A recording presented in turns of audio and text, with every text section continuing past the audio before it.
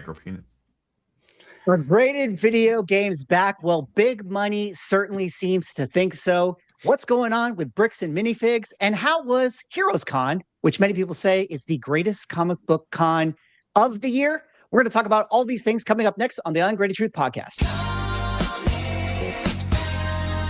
Detective Comics set a record for 1.8 million. Nobody really cares. Who are annoyed that people are asking them questions, is this book bad? That question didn't exist a year ago. Somebody submitting like 25 vintage books and getting 15 9.9s. We always think, how can it ever get crazier? And then it always does. Ladies and gentlemen, welcome back to the #1 collectible show in the universe, the Ungraded Truth special stream tonight on a Friday. But it's a good thing that we could get the guys together because we have lots to talk about, as always. I'm Swaggle joined as always by Automatic Comics, Ryan, Manu of the 99 Newsstand, and Rob, Neo Cards and Comics, back from Heroes Con himself. Rob, how you doing? How was the trip? It's good to see you, home, back in your comic book basement. It was good. I mean, anytime you can walk out of a convention with an AF-15, I think you're rolling all right. Oh, spoiler! Yeah, we see it hiding in the background episode. There. Is it back there? Oh, sure Yeah, it is. It's Beautiful. Yeah, it's back right there. Well, there. we won't get ahead of ourselves because we do have some pickups to talk about tonight. But before we do, we have to do a little bit of housekeeping. Guys, the Ungraded Truth YouTube channel, it's on and popping over there. If you have not yet subscribed to that channel, please hop over to the description and give it some love because we post special clips over there from time to time, as well as our Ungraded Truth Spotify page. If you guys are fans of listening to us on your favorite RSS feed, head on over to the link in our description and give us a follow over on Spotify. Also, we have a special new sponsor of the Ungraded Truth tonight and for many shows to come, Elite Comics 11. We're going to talk a little bit more about them coming up later on in the show. But before we do get there, we have to, of course, set up some of the big topics that we have to hit because there's always like big things to talk about. I mean, we have video games, record sales. I mean, there's so many things that we have to unpack with that one. We got the bricks and minifig story that we got to retouch on. We got Magic the Gathering collector booster boxes selling at crazy prices right now when the hit rates are absolutely abysmal. So very interesting things to get into. But last little bit of housekeeping. This is a co-stream on all of our streams. If you guys have not yet subbed up, Ryan's channel, he's live over there. Neo's channel, he's live on his YouTube and his Twitter as well. So give him a sub. I'm live on mine. Wherever you are watching the show tonight, make sure to hop on over to the description and give everybody a little bit of love. But gentlemen, any other little housekeeping things before we kind of get into our main topics tonight? Anything you guys want to shout out? No, let's get into it. Let's do it. All right.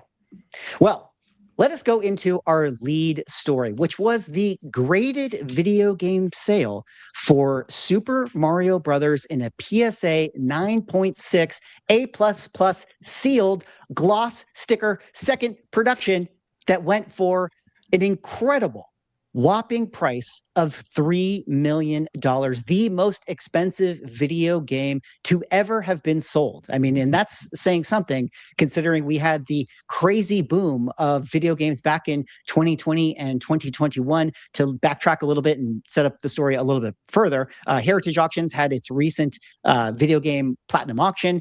This was the flagship game for that. This has a very interesting story, actually, that, it was found in, an old NES system. A lot of people didn't think that, this high grade of a copy actually ever existed, but this was one that was actually never really circulated, like meaning it wasn't actually put on shelves, which is why it got such a high grade distinction. And a lot of people were talking about how, maybe this could break $1 million. The previous record was $2 million in a private sale. Graded video games, ever since their controversy of, the WADA scandal and the lawsuits and the class actions and all that stuff, has had its major pullbacks. There's a lot of people that were soured on graded video games, but now we have this sale.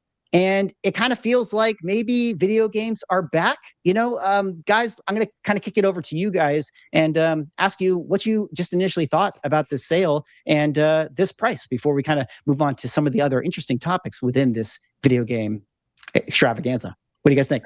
I mean, everything's back except comics, right? That's so it seems comics could never. But I mean, the tricky part for me always with video games is they're actually, they're always really confusing with the labels. There's so much variation between different prints and different stickers and different seals and all that kind of stuff. Like it's all, to me, it always gets a little tricky. So I always am wondering if that's something that maybe would hold that market back, but clearly not on this, where this went for, I mean, a huge number. I mean, $3 million and a new record is pretty crazy to see. Wow. What did you guys think about the sale, Manu or Rob?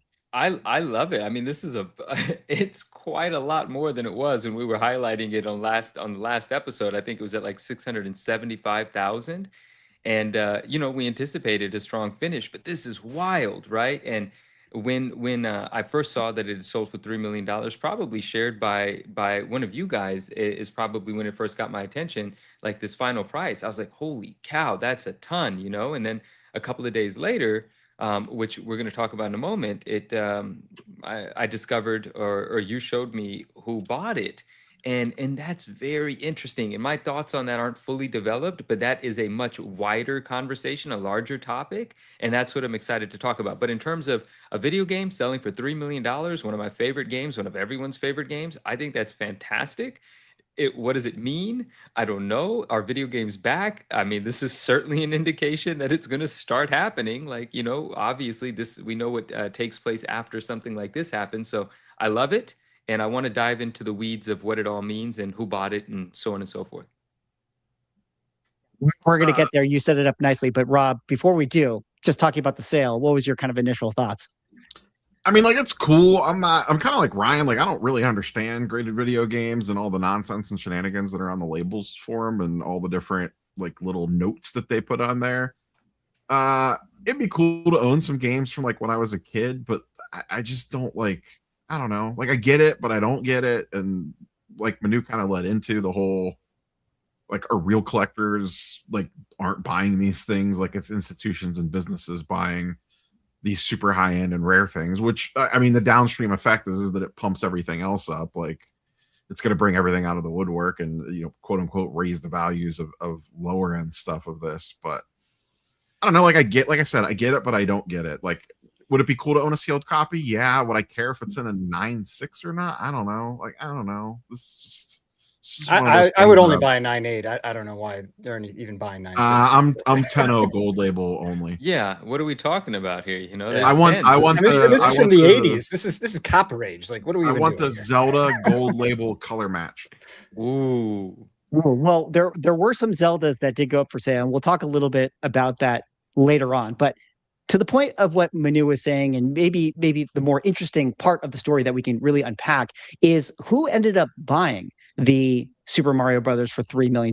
Because as our show is titled, you know, there are no real collectors, because the people that always end up buying these high price figures seem to be big money institutions, kind of like AJ Scaramucci, who the day after this thing got sold, he made this post over on his Treasure Trove Instagram account showing that he was in fact the one that ended up buying this thing. If you guys don't recall what Treasure Trove is, AJ Scaramucci was the guy who ended up buying the Logan Paul Pikachu Illustrator card for $16 million. And he made mention upon his purchase that he's sort of trying to do this modern day collector hunt where he is going to put together the greatest collectibles and the greatest art pieces ever to be found, and just have the greatest collection in the world. A little bit of his background comes from his dad, who has kind of been in the financial world for many times. So there's a lot of talk about how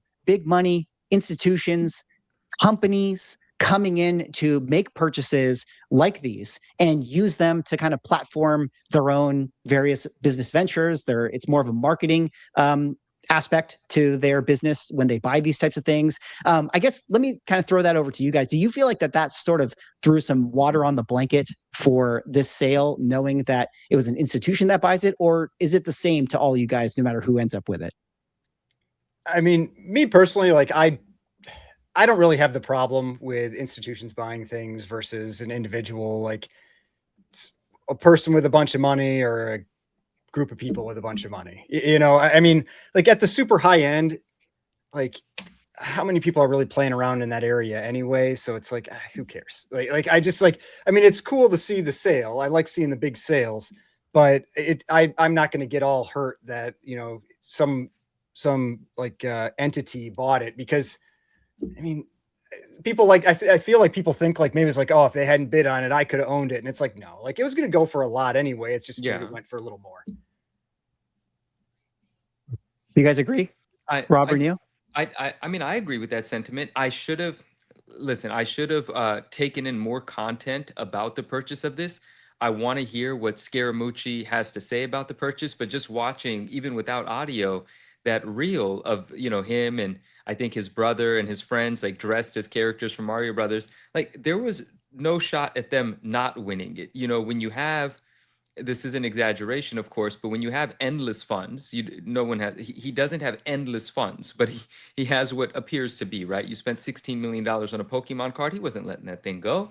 He has an objective here, and he has the capital, like an insane amount of capital, to make these things a reality for himself or his team, or his end goal. But there was no shot of him not buying this. Now, who was bidding against him? Who knows, right? But someone else, obviously, with really deep pockets. I didn't watch the action happening live, and I want to continue having this conversation. I want to develop these thoughts more, but you know, he clearly has a thesis about collectibles, and so does Jeremy Padawer, who's one of his like friends. They have a podcast together, and I'm not familiar with the other individuals on the podcast, but I'm probably going to consume some of it just to kind of feel what they're thinking. But I have heard Scaramucci talk about, I think there was a brief clip I consumed somewhere where I believe he was talking about Pokemon, and he said something interesting where he said Pokemon's like currency, right? Where there's, was it, I forgive me if it wasn't him, but I think it did come from him or from his podcast, where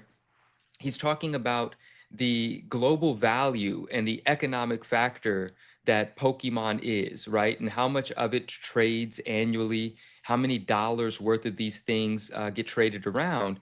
And he talks about it in the sense that we talked about before, about like market cap and things like that, like really from a financial perspective, an alternate asset, but an asset class that's developing rapidly, being more and more real as a financial instrument or a place to even find liquidity or store your wealth if you want to. Like it's becoming more real in that sort of a sense than it's ever been before. And maybe in the 90s, to a certain extent, there was this kind of conversation. I was too young to maybe take it all in or remember it. But, you know, Bitcoin and cryptocurrencies were an alternate asset class, and then they became very real and they became a financial instrument. And financial institutions that have, you know, certain governing bodies have now decided to take part in them.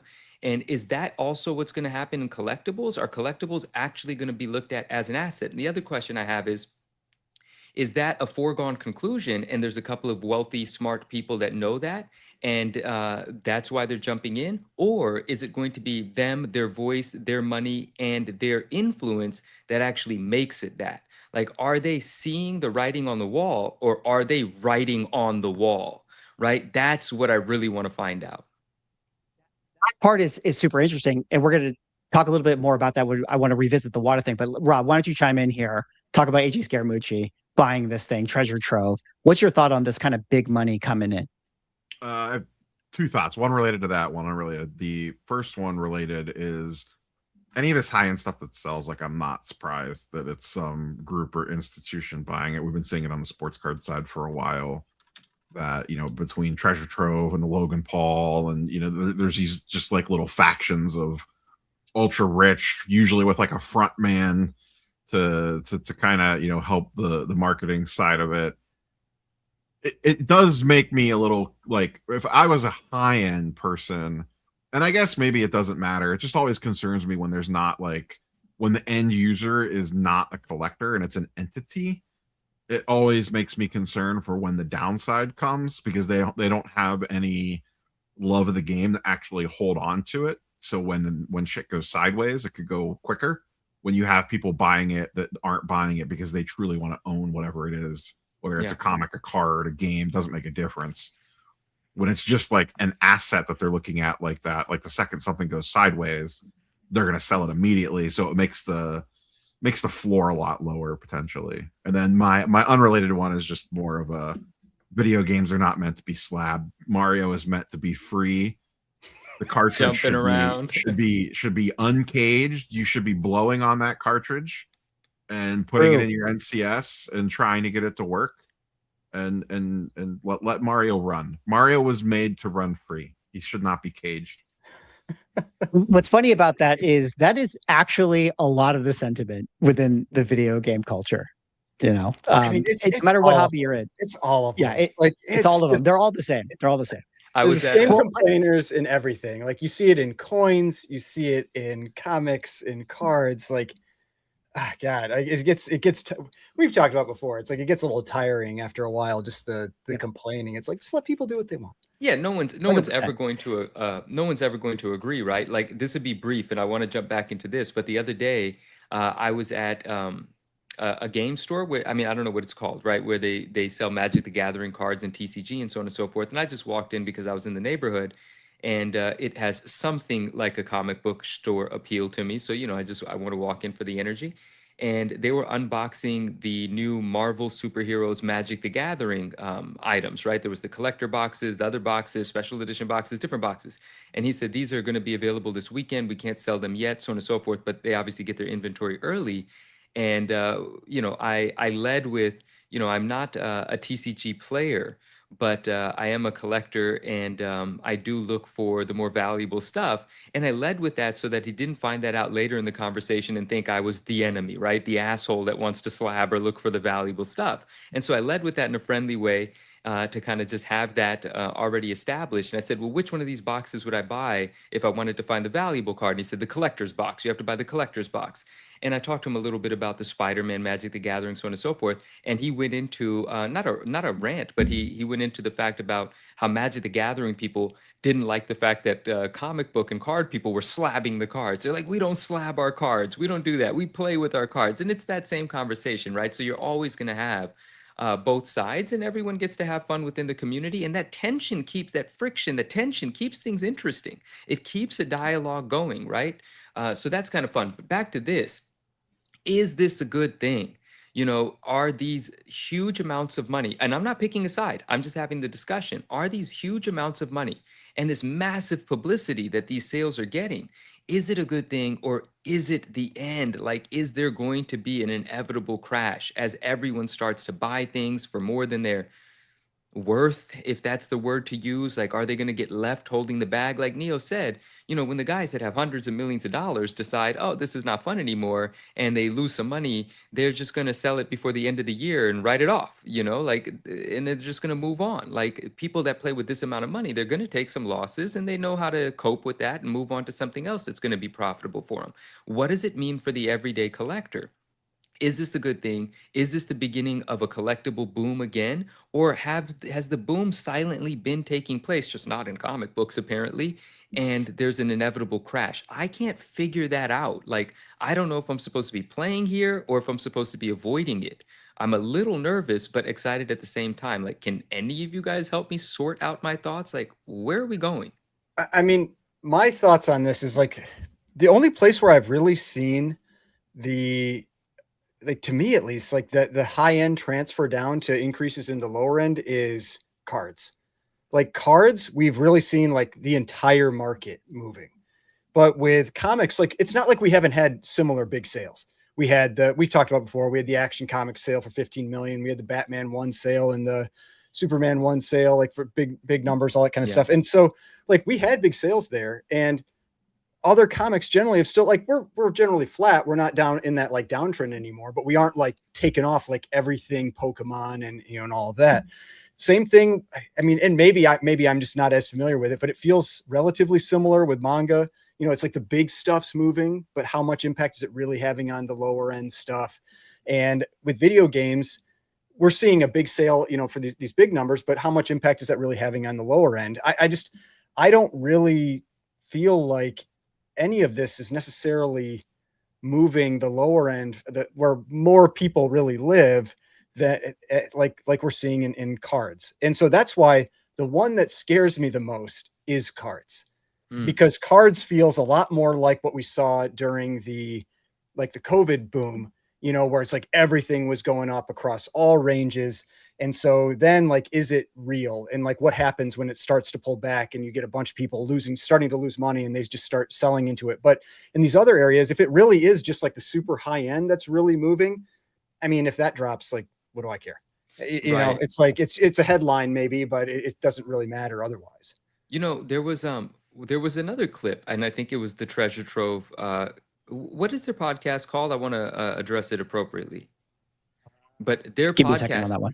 sure, thank you. There was another clip where they were talking to the guy from Pawn Stars, you know, the main guy, Rick. and Rick, right? Yeah. And he said that comic books are next. He thinks comic books are an underappreciated collectible category that has yet to boom. And yes, you mentioned we've seen some large sales in the Superman one, so on and so forth. Yeah, this clip here.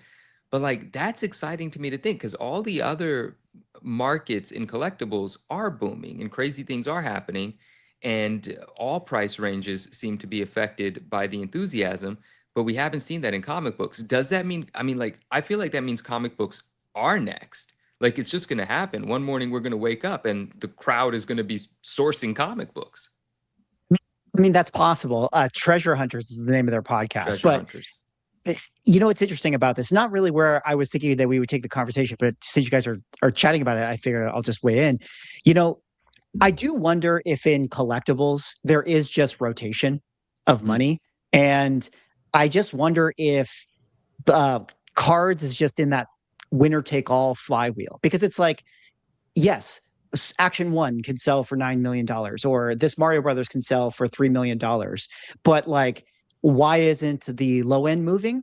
Probably because I could just go into Pokemon and do better, you know. Mm. So if you are somebody who is like, you know, looking to get into a collectible world, and you got all these different verticals to choose, I mean, you're probably just going to go to the one where you actually have like the liquid value, like you do in Pokemon and trading cards and all that sort of stuff. And so I say all that to say, I don't know if this would necessarily move video games or comics. Like, the only thing that's going to make those things move is them actually moving faster than Pokemon. And I just don't know if that's possible. But I don't know what you Man. guys think about that.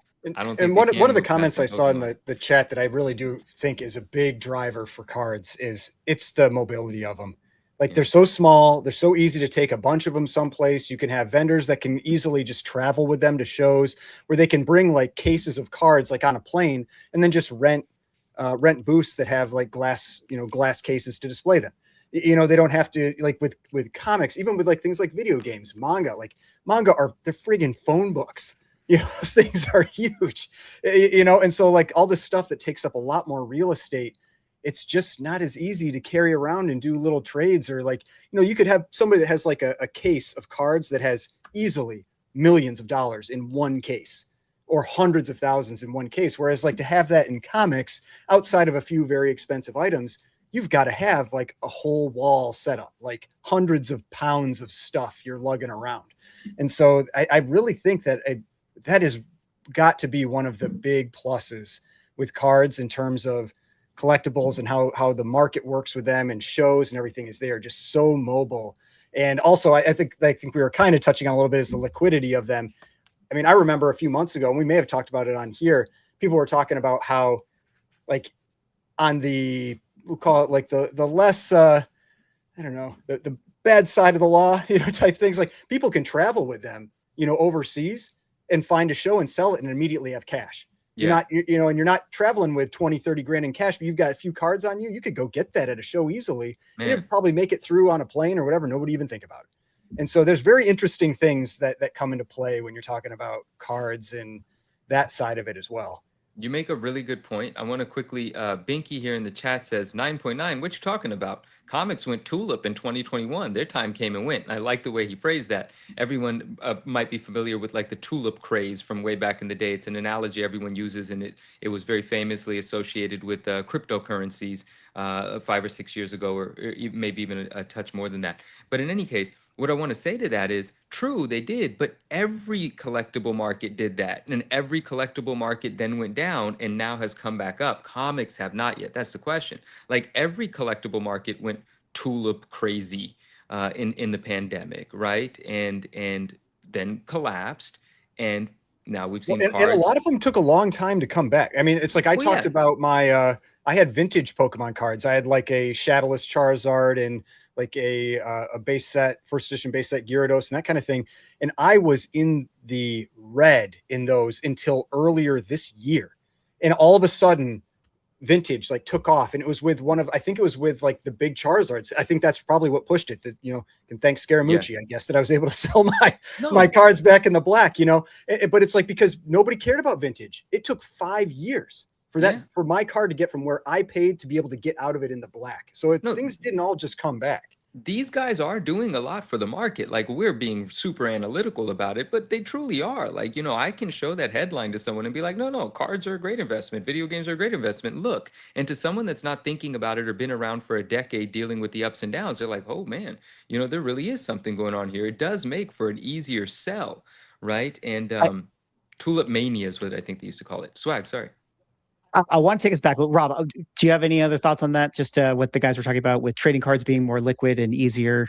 Before I bring it back to the video game conversation. I mean, I agree with Ryan. I think one of the biggest problems is that comics just don't feel transactional enough, and that's what people want. They want that action. They want that, like, the flip game. They want be able to walk into a show with one thing, trade it 16 times, you know, sell it a couple of times and walk out with something completely different. And I think part of that is the size, like the form factor of the collectible, that makes it more difficult. I think also a large part of it, and we've kind of touched on this in previous episodes, I don't think and this is just me coming off of, you know, 2 days at Heroes Con, I don't think the dealer mentality is there for that.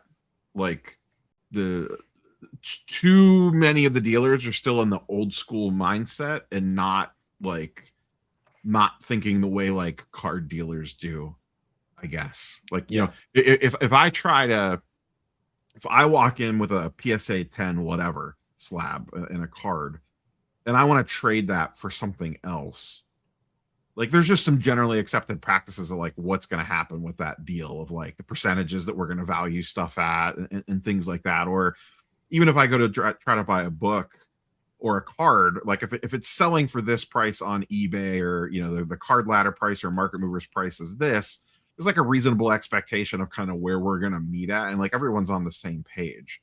In comics, I don't always feel that. There's some dealers that are absolutely like, oh yeah, okay, it's going for this. Sure, like normally I'm going to get hit with 13% in selling fees. Let's meet somewhere in the middle and call it a day. I feel like you don't see a lot of comic dealers that work that way. Like, they're still stuck in that old school mentality of, oh yeah, well, if you want to trade, I'm only going to give you 60% value. You know what? I'm just like making numbers up, but you guys know how it is. I think that's the biggest thing holding the other back. Strange thing is, it's like, you'd think like it's just like an old school mentality with like maybe like a little older collectible, but like I watch a lot of like silver and gold channels and that kind of stuff, and they talk about this, and it's like a lot of silver and gold dealers, they're just looking at turning stuff over as fast as possible and getting their tiny margin, you know, and they're looking at it about replacement costs. They're not thinking about what they paid. You know, it's like, if they overpaid, so be it. They get rid of it, and then they've got their next deal where they can get something for less and keep moving forward.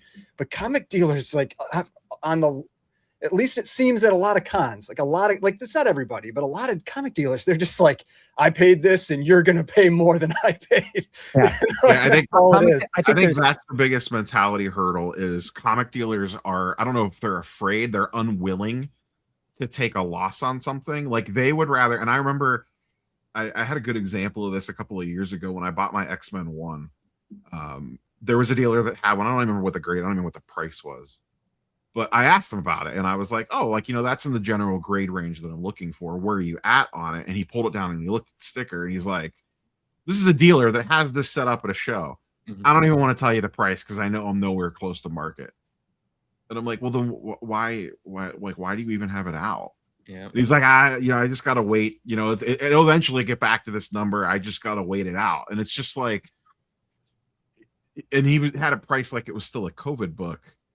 And in the back of my mind, I'm like, well, and I'm going to make up numbers here. Let's say he had it priced at 5K and current market was like 3.5K.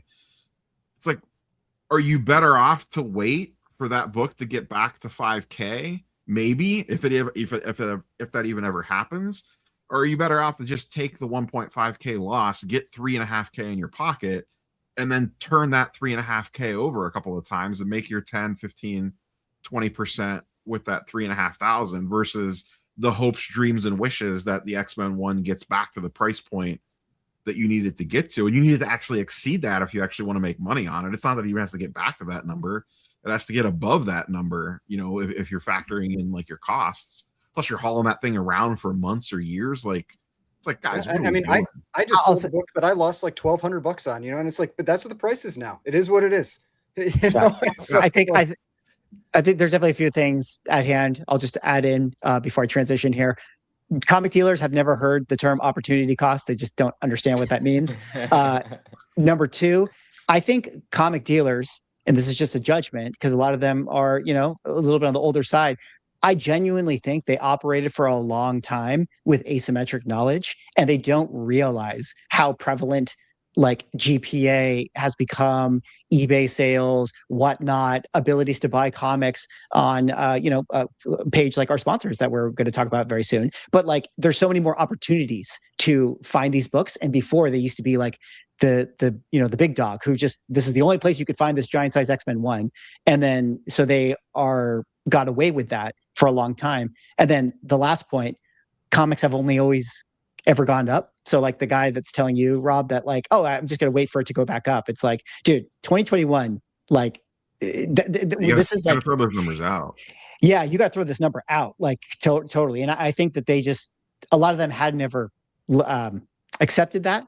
But maybe as we talk about Heroes Con later on, we'll talk about maybe they finally come around. But before we do that, I just want to transition back to one more aspect to this graded video game thing that I just think is so interesting. And it's going back to like the big money interests coming in and how, in a lot of ways, I wonder if the Logan Paul Pikachu Illustrator sale and what he did with it and the marketing behind it completely changed the game, right? I mean, you have these new companies like Treasure Trove coming in that are kind of doing these things. We've talked about Kevin O'Leary many times as he's kind of marketed stuff. People are using their platforms and social media to promote their things. And it reminded me of, funny enough, back when graded video games were going crazy, the WADA video games controversy that surrounded some of those sales. And I was looking back at those previous lawsuits, and a lot of the language in it was, WADA conspired with Heritage to promote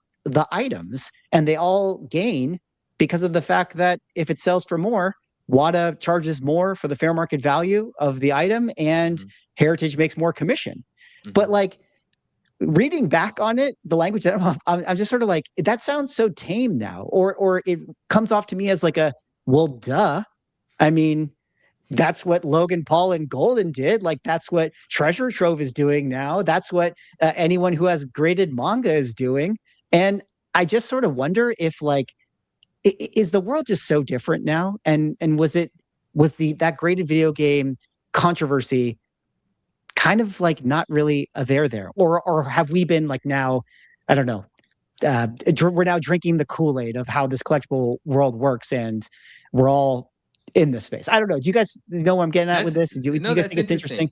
So you're saying like we're at a place now where we, instead of looking at it's weird to call a pump artificial, like what marketing isn't artificial, right? You have to market it because the demand isn't there. So that's why advertising exists, to create the demand. All advertising is artificial until the demand is real, right? And so we come from a place where, oh, you're pumping that, it's dirty, and now it's not dirty anymore, and we're kind of buying into the pump. Like that sentiment. Defensive bidding is allowed now. So come on, it's in the writing. Do whatever you want. Normalize defensive bidding. Oh man, that's funny actually. Yeah, I hear what you're saying though. I don't know. I thought that was interesting. You did ask Manu who the other bidders on that Super Mario game were. There are some people that came out with it. You know, shout out to Henry over here, great video game collector. He was actually in this game up to $2 million with the buyer's premium. He ended up backing out. And then actually one of the co-founders of Reddit, if you guys know who Alexis Ohanian is, he was one of the co-founders of Reddit. He also publicly tweeted that he was one of the underbidders. and actually said, a guy who's worth probably like $1 billion. He's like, yo, I tried to go the distance with this one, but I'm betting it was a fund or another rich guy who really loves graded games. But it's kind of crazy that a hobbyist like him, who's like the co-founder of Reddit, who's like a billionaire, was like, I got beat out by a fund, guys. I'm not going to spend It's like $3 million he's wiping his on this hands of game. it. Dude, this is Yeah. amazing. Maybe this is the thesis playing out where like people that put their wealth into art and other sort of historically significant sort of things, maybe that's for the older generation, right? And the younger generation with money, literally the way that we kind of talked about might happen is looking at nostalgia and the things that they grew up with as that sort of thing, right? Like, why do we still look at it as kid stuff? We're not kids anymore. We participate in things that we loved when we were kids, so it makes our inner child feel alive, but we're not kids anymore. So it is real. It's real money. It's holding real wealth. We're allocating real funds to it. Maybe it is fine art 20 years from now or the same sort of thing. And rich people are going to they're going to make their decisions about how much money, how much of their wealth they'll allocate into that class. But maybe it is actually real and sustainable, because if the Reddit guy and some other millionaires are all going after it, yeah, maybe it doesn't have an effect on the lower priced products, maybe, but maybe they're two completely different worlds, and that world has now been established where previously it wasn't, perhaps, and maybe I mean, I think that's the bull case argument is that this is our generation's art. You know what I mean? Whatever it is, whether it's comics, video games, cards, whatever. We don't care about paintings. We don't want a painting on the wall, but maybe we want an original art piece from Todd McFarlane, or maybe we want a ASM 300 and a 9.9, or maybe we want a PSA 9.6 sealed Mario. Yeah. Or maybe we want an ultra rare Star Wars toy still in the packaging. Like that's our Van Gogh. That's our, whatever, insert whatever artist here that, you used to see people in the 70s, 80s, and early 90s going after for their display pieces on their walls. We want a ASM 15 or an AF 15 hanging up in our office as a talking point, not a random painting. Like I think that's the bull case if you want to make it. That's where our headspace is that we care more about that type of stuff than a random painting. Yeah. I mean, I do think that is the case for a lot of people. And that's why I'm somebody who actually does believe in the graded video game space. I do think that, someone mentioned in the chat. Have you won one yet? I know you were bidding before, but have you won anything yet? I got a couple things. I'm not ready to talk about it yet, but I did lose out first before you talk. Yeah, you exactly. build the position and then you double show. Arcade Flyer all over again. Exactly. Arcade Flyer. I secured my position. That's why I was ready to talk about it. But the position, then execute double shill. Exactly. Just other little things, because again, allow me to nerd out, guys. I think it is funny because yes, there was a lot of hype in that time with the Wada Games thing. And I think, again, people got over their skis. There was a lot of people that lost a lot of money. They got burned. But that was just because there was a information gap.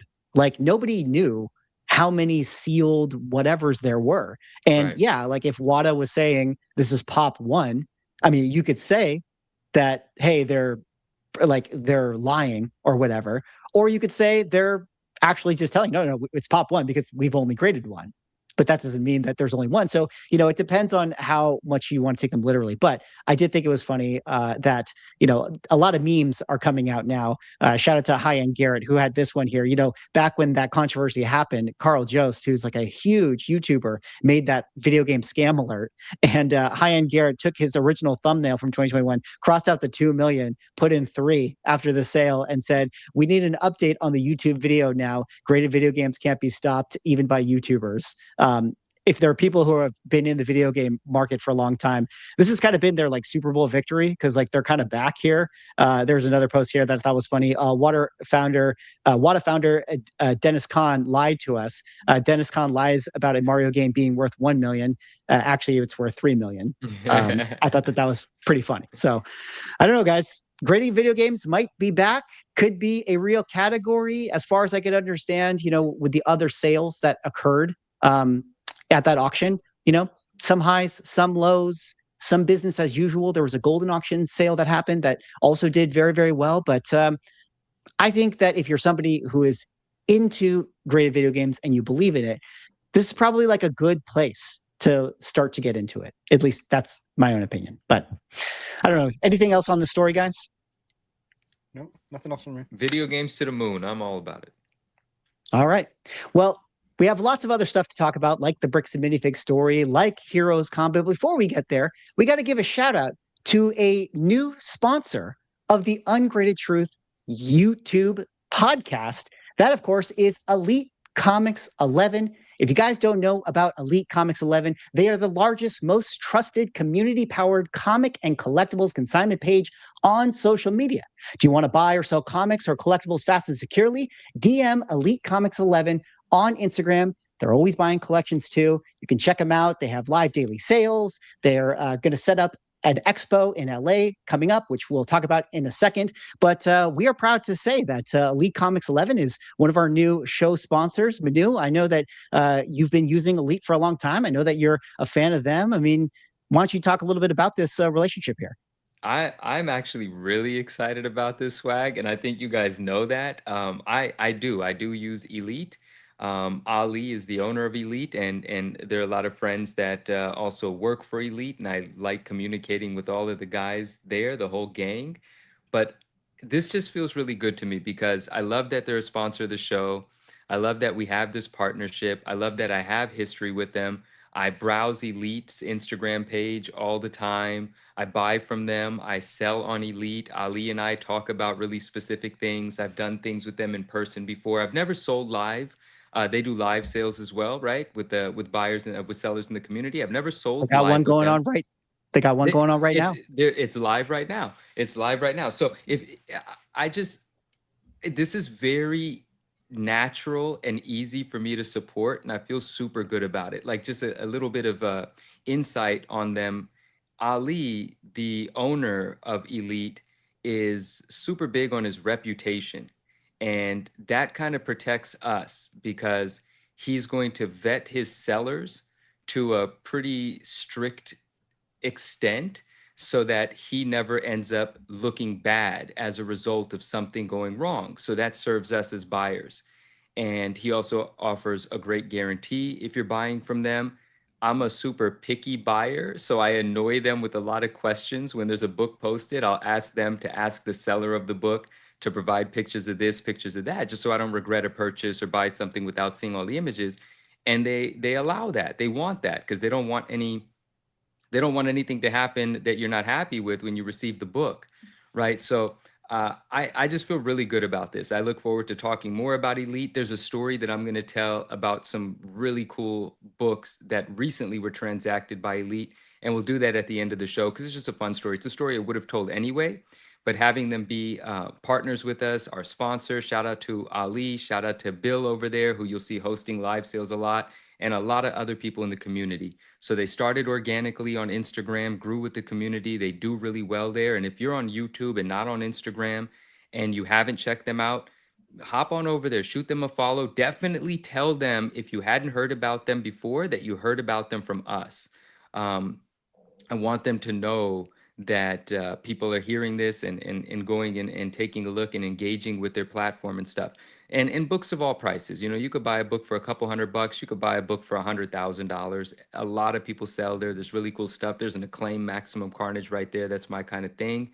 And I look forward to telling the story at the end of the show as well. But awesome platform. You can buy with confidence. Ali runs it. Ali runs a tight ship. And I'm super proud of this partnership. And we'll obviously be talking much more about them. But I love it. Just a couple other, to reiterate what you said, Instagram account, Elite Comics 11. They are a consignment page. If you want to do some selling of some books, they're obviously a place where you can buy books. They post stuff every single day. As you guys can see, it's one of the great places to buy comic books. And I always say, if you were somebody who is a comic book buyer, you got to be everywhere. You got to get on Instagram. You got to follow Elite. You got to make sure that you don't miss some of these deals because they always got things like deals of the day, things like this. I mean, I noticed that there was this one comic book, and Ryan, I feel like you got to talk a little bit about Elite and this one. They posted a Tales of Suspense 39 first appearance of Iron Man in a 1.0, 3,700 or 3,799.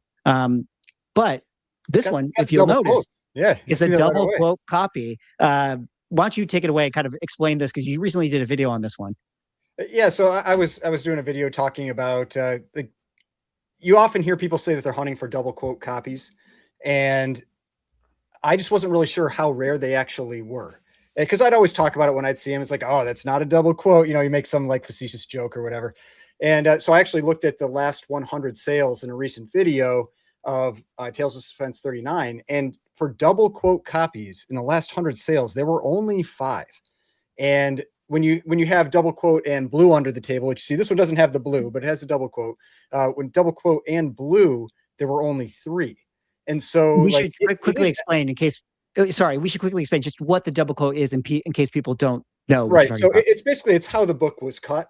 And so what people tend to want is if they want, like, and this is when you start getting nitpicky on things, but hey, we're comic collectors. Comic collectors are often kind of nitpicky. And so you're looking for, that ideal cut book, one that has a good wrap and everything.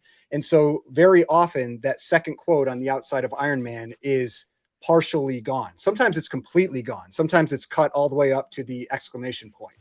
And so looking at how many actually have that full double quote, I was surprised how uncommon it actually is. Like I said, out of 100 sales, only 5. So really about 5% of copies roughly have the double quote. And so if it is something you're looking for, there's a copy up there. But yeah, it's just, like I always hear people talking about it, and I thought I would just do the work and see how uncommon they actually were. But just some other thoughts, because I have also been buying with Elite for, probably since 2019, 2020. It's been 6 or 7 years since I've been buying stuff on Elite. And I always tell people, because people ask, like, oh, where do you find some of this stuff? Like rare, because I'm a big like Golden Age collector. I like to buy a lot of like more difficult to find books.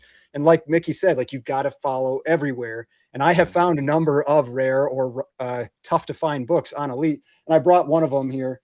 This is one of my PC books, and this is the Black Cat number 50 and a 9.0, and it's a file copy, and this is, I bought this on Elite. And so that's why it's like, whether you're a like looking for less expensive stuff or more expensive stuff, like I've seen them sell, like I remember during the comic boom, I watched them sell a TMNT 1 first print 9.8 for like 250 grand. Big stuff sells on there. So that's what I'm saying. Like if you aren't on Instagram, like Instagram isn't, I think like if you're not on there, like people still might think it's like, oh, people are just posting pictures of their food and that kind of stuff. It's like, that's not what it is. Like Instagram has a very robust comic community, and Elite really is the top of the top when it comes to like consignment type pages and the stuff that they have. And the fact that, like I said, like that was not a cheap book. That was multiple 5 figures. And so like, you can be comfortable making large purchases with their platform. Well, like you also said, it's not always 5 figures you got to spend. They got some good deals on some books that, man, look at the Journey into Mystery 85, First Loki, deal of the day under 1,000. Rob, I know you just went to Heroes Con and you bought a lot, but like when I saw this, I was like, dude, I cannot believe that this book is under that. That seems like a steal.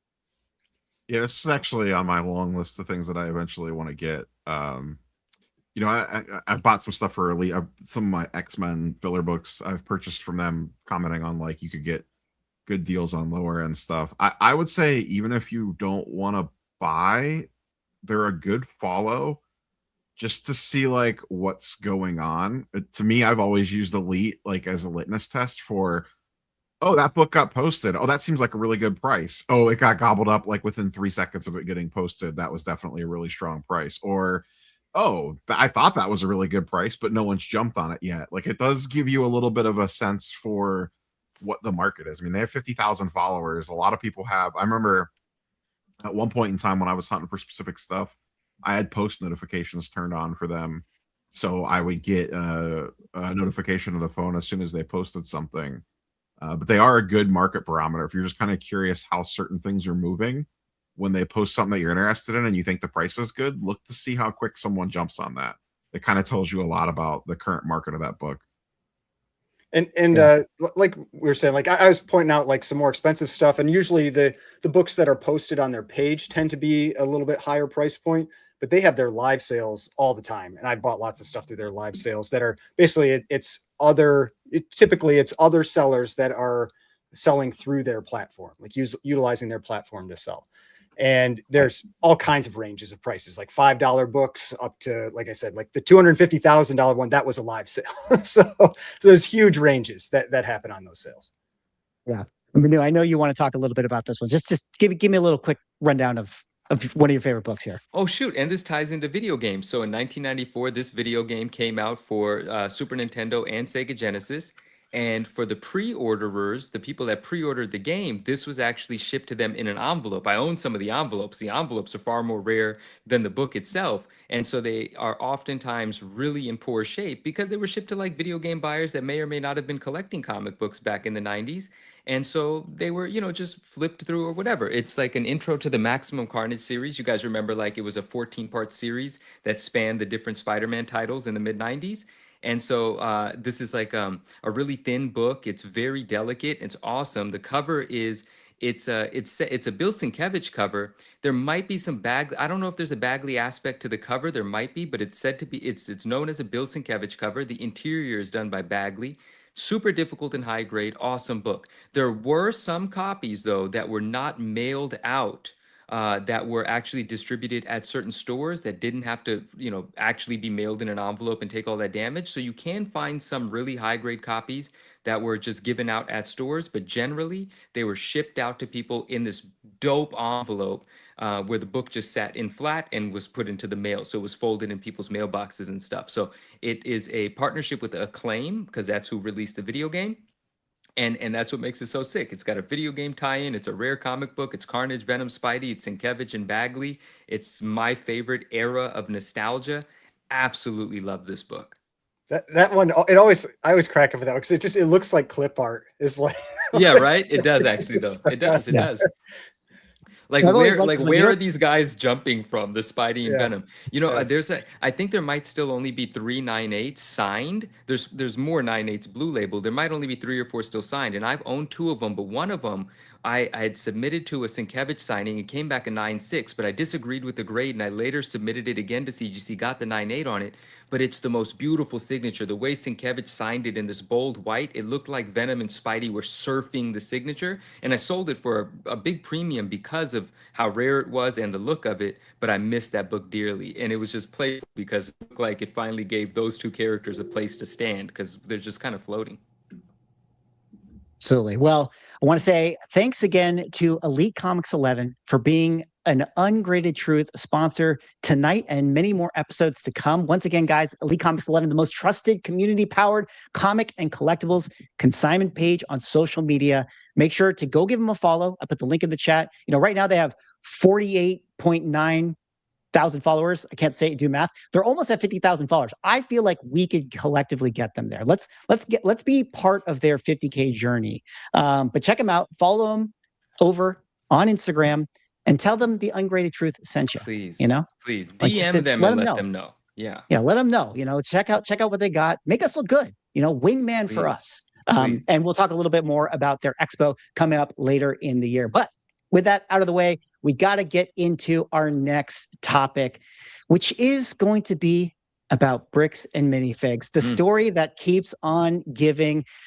I mean, we talked about the initial stuff that came out the prior show and just the first 2 episodes. Since then, there has been so much that has come out, most notably the CoffeeZilla breakdown of the entire situation, where he did a deep dive investigation, as he always does, where he talked to the CEO of Bricks and Minifigs, he talked to the previous owners, and he really went in to sort of find out, like, what actually happened to the Legos? Like, where has the value of this collection actually gone? And he did a deep dive. We're not going to break down his entire video. I mean, you guys should just go watch his video in order to get the full story. But I bring it up to sort of catch you guys up to speed as we dive into the story. It's looking like there's a lot of foul play going on with multiple parties, but mostly on the Bricks and Minifigs. I mean, they seem like they have dug themselves into a corner. And for doing that, they are kind of trying to put the, the gag order on Reckless Ben, where they filed a lawsuit against him where he has a temporary restraining order and was not actually able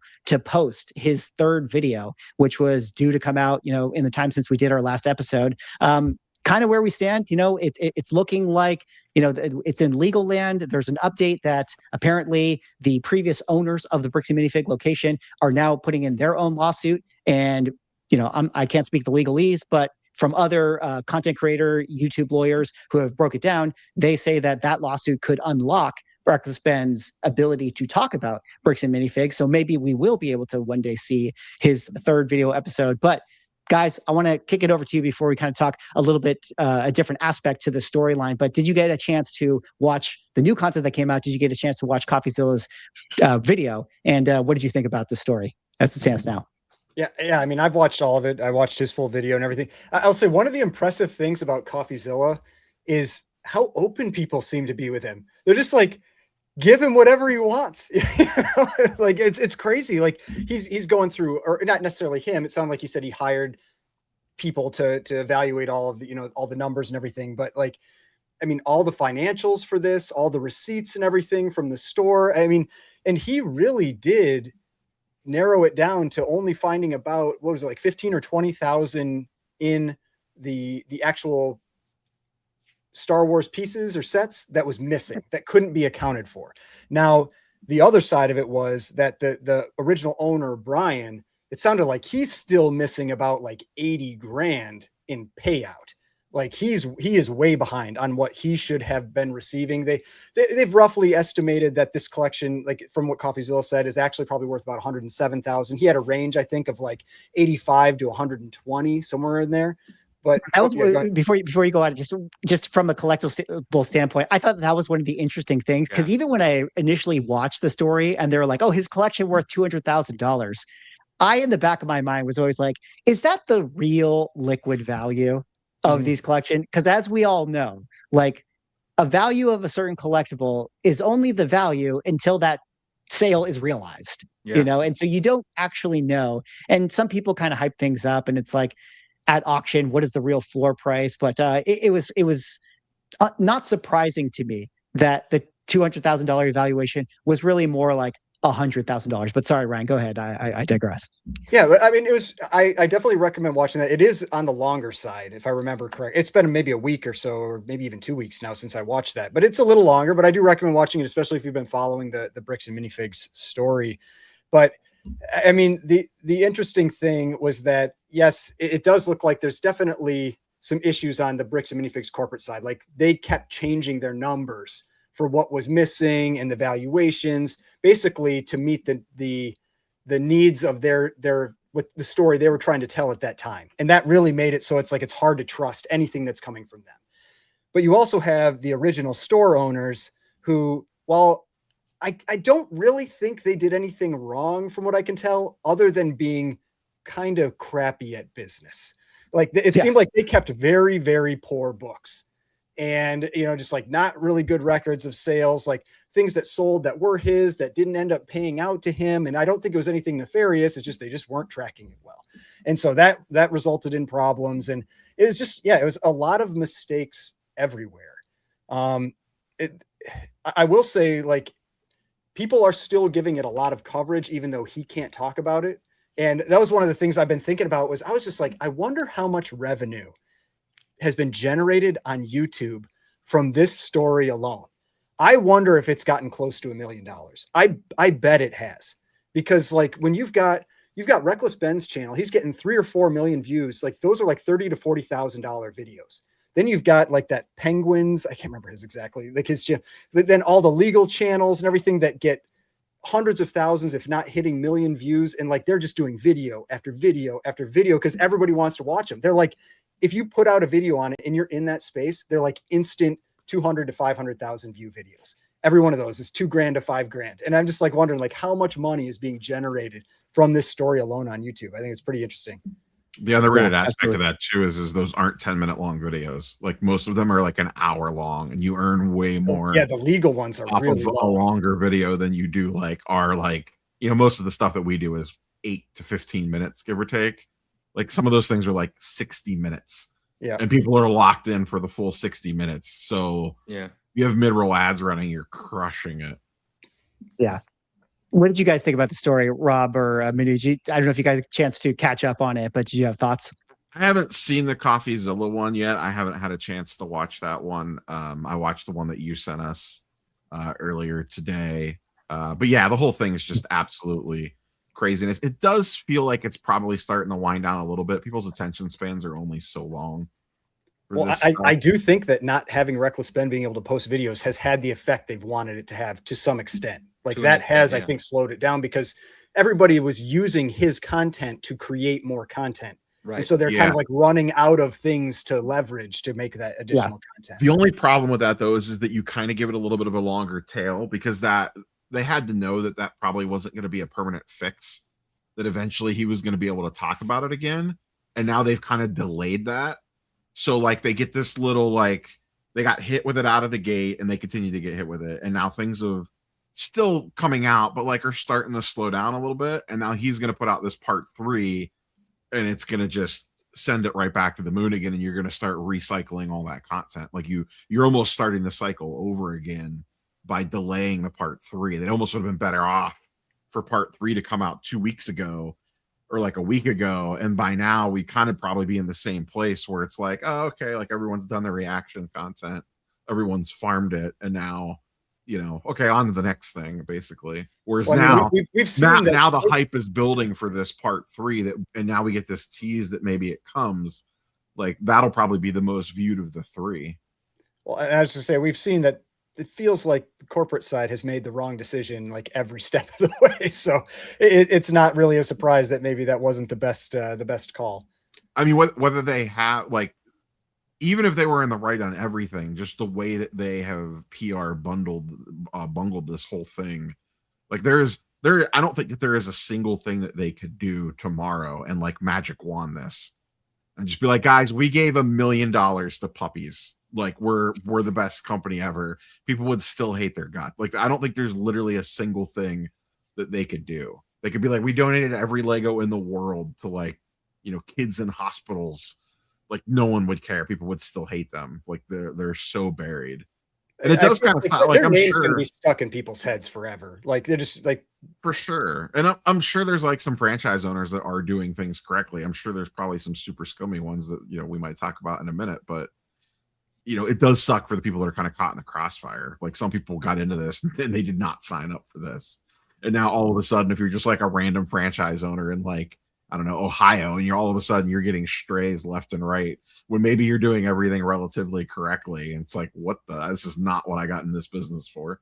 Well, there was like that one in California where I think they said that like they were getting all these threats. And so they're actually closing down for like a week to try to hope stuff dies down a little bit before they open back up. But I mean, I've had this stance that, I mean, yeah, it sucks for them, but there's no way I'd ever go into any bricks and minifigs. Like if like, because a percentage of their sales goes to the corporate entity that's been doing all the bad stuff. So it's like, well, Ryan, interesting about that. So I think that they did an announcement where they are freezing any payments that go to corporate at this moment in order to help out the individual mom and pops that own those things, but nobody cares until like what you guys are saying. It's like their brand is so ruined at this point. Like, I don't think we've ever seen anything like this. Like we always make jokes about who's the hobby villain, you know, a little inside baseball for you guys watching. Like we always joke like, it's, you know,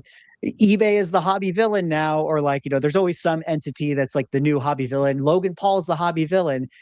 Bricks and Minifigs is not only the hobby villain, they are like the hobby supervillain. They are the end game. They are the Thanos of collectibles. Like it's pretty crazy how much they run this brand. And I feel like, Rob, you're right to the sense that maybe momentum has tapered a little bit, but I feel like whether it's a week from now or a month from now, I feel like if Reckless Ben puts out part 3, like this thing, it's like kerosene fire again. Like people will go crazy. Like, because I think people really want to get some result out of this, or they want to find out more. Yeah. And I do think that this is a story that, yes, it's tapered because people can't comment on new information, but I think it has legs. I think it's so interesting. And we're going to talk a little bit more about this other aspect to it. But Manu, let me let you in. If you just had any other thoughts on the CoffeeZilla, if you caught it, or just some of the other information that's come out since. I'm not fully caught up, but I did start watching the CoffeeZilla. I didn't finish it, and I want to. I want to be brought totally up to speed. But the same thing you brought up was very interesting to me when he did the analysis on the actual value, or he was like comparing the pictures and counting how much money's worth of stuff and what was on the spreadsheets. And he was like, this is not $200,000 worth of stuff. Why are we using this figure? And that's the first time I actually even stopped and thought about it. I was like, wait a second. Oh yeah, why did we just agree that it's $200,000? And even Reckless Ben, like he was like, well, that's what they told me, Like, well, I mean, it was the original store owner. That's what they used as their promotional announcement. They're like, it's a $200,000 of Star Wars, this collection. Like that's where it originally came from. Right. And then, I got to watch the rest of the CoffeeZilla because there was some stuff in there that even started to fall apart for the original store owner, right? Where she was like, well, we did say we were going to keep them off site, but they were there the day the store got taken over because we moved them off site just to not get robbed. But when the collection was made available for sale, we did bring them back in, but we didn't tell anybody. And so that kind of put a couple of holes in her story. So I need to watch the whole thing to see where all the chips land. But we're not done with the chips landing yet because we got to wait for part 3. Whatever happened with the crowdfunded money? It's back. They did take it down, but then they brought it back up. They had to remove references to bricks and minifigs. I think they took the name out of the actual like description that was in there. It's this whole thing where he's like not allowed to say their name basically. And so like there's all this stuff that's had to be done. But yes, they did bring it back up. And that money, like that roughly 300,000 or something. Oh, it's almost 500,000 now. It might be over 500 now. Amazing. I don't know. I haven't looked in. And that is going to the original family whose collection was first consigned. My understanding is what Ben said is it's going to be put into some kind of trust, and it's going to be used to pay him and cover his lawyer fees because Bricks and Minifigs is suing Brian, the guy that had his collection stolen, for $1.3 million. He's a $1 million. He's a co-defendant with Ben. I didn't know that. Like it's just that's this whole thing where it's just like they are making all the wrong decisions. Suing the guy who is the sob story in this whole thing. Wow, man. Like talk about the bad optics. And it's funny because the CEO who was interviewed with CoffeeZilla, like it's just like read the room. Like he keeps saying like understandably his point was like hey, whatever you think about the situation, like please leave the mom and pop Bricks and Minifigs alone, because obviously people have been harassing the stores or like doing all these things, and these are individual business owners that have nothing to do with it. And he was like giving this impassioned speech about like these are good people and you guys are doing all these bad things to them, but it's like, bro, you're the one that made this happen. Like you're the one that's countersuing them for $1 million. It's just bad optics, like overall. And I don't know. It's completely ruined the brand. And I think it's funny because the algorithm be doing some things. As soon as this video went crazy. Before we get into that, I want to comment on one thing, because you were mentioning the algorithm. I thought that this was hilarious because I'm curious since you've been watching a lot of this content too, if you've seen this. I have been getting fed so many Bricks and Minifigs ads on YouTube. And it cracks me up. It cracks me up. It's like it's on videos where they're criticizing them, and it's like, come go to Bricks and Minifigs. And I'm like, oh my god, we gotta call time. What is this? You don't pay for YouTube Premium? No, I do not pay for YouTube. Oh, I pay for. What are you doing? How are you living your life? Oh, that's why you pay for premium. You're not going to see them. But I am getting the Bricks and Minifigs. Well, you're a madman. Now that we're talking about this, I want to take a second here too. Sorry, Swag, but listen, I don't pay for YouTube Premium either. But YouTube is killing me because now, bro, it's not just an ad anymore. Now, when the ad goes away, that stupid floating thing is up there, and you got to hit dismiss on that. It is that I hate the floating thing on the phone. I really hate that. I hate 12 bucks, whatever it is, 10, 15 bucks a month. You never have to see it again. It's great. No, you are right. YouTube Premium is what's up. And also, man, YouTube really jacked up the amount of ads that play recently. Dude. Like sometimes I get the comments where they changed the back end for us. That's why. Yeah. Well, yeah, but like sometimes we, and I'm sure you guys get it too. Like you get the comments where it's like, "Oh, Swag, you put too many ads on this thing." It's like, bro, I just hit ads on, and then like if you look, like on a live stream, literally YouTube will put like ads like like Oh, yeah, across the it's timeline, it'll be like every 1,000 ads. It's like, it's insane. It's like, I didn't put that in. It's like they did with their algorithm. It's crazy. At Yeah, one before they time, used to let us, like, we had, I mean, we still can control it to a degree, but they Yeah. override us basically. And if you don't give them the option to override, it kind of fucks you over. Well, that's to a the degree. frustrating They changed thing that is like they put in I those don't know, auto six ads, and if months you ago, I remove think. one, it's like, oh, you don't want any of our ads? Yeah. Yeah, it's like, oh, hold on a second, we have to review this for 24 hours to see if Oh, we God. like your ad placement Okay. or not. Ryan, I have said I hate subscription services. I'm super cheap. I'm notoriously cheap. Like I have friends' passwords for certain things that I I'm use. not. I pay for a ton of subscriptions, and I I think that's don't. part of the problem is that I pay for so many. I'm just like, oh my God, I don't want to pay for it. Not like I've got HBO, Apple TV, Crunchyroll, Amazon Prime. We've got, I don't know, we've got some other ones. So you don't want to just add another We've got 15 we've bucks got to it then if you're already doing it? Netflix. You know, I mean, I think I have like 5 or 6 different things I'm paying for right now, and I'm just like, I don't want to pay for YouTube too. What's I but might what's do funny it. about that It's is like I totally- genuinely what's funny about that is I genuinely watch YouTube like 10 times more than Netflix. So it's like, why do I even pay for Netflix? Like I should pay for YouTube Premium. Not a sponsor of the show, but No. YouTube Premium. So what's up? But Yeah. let's Okay.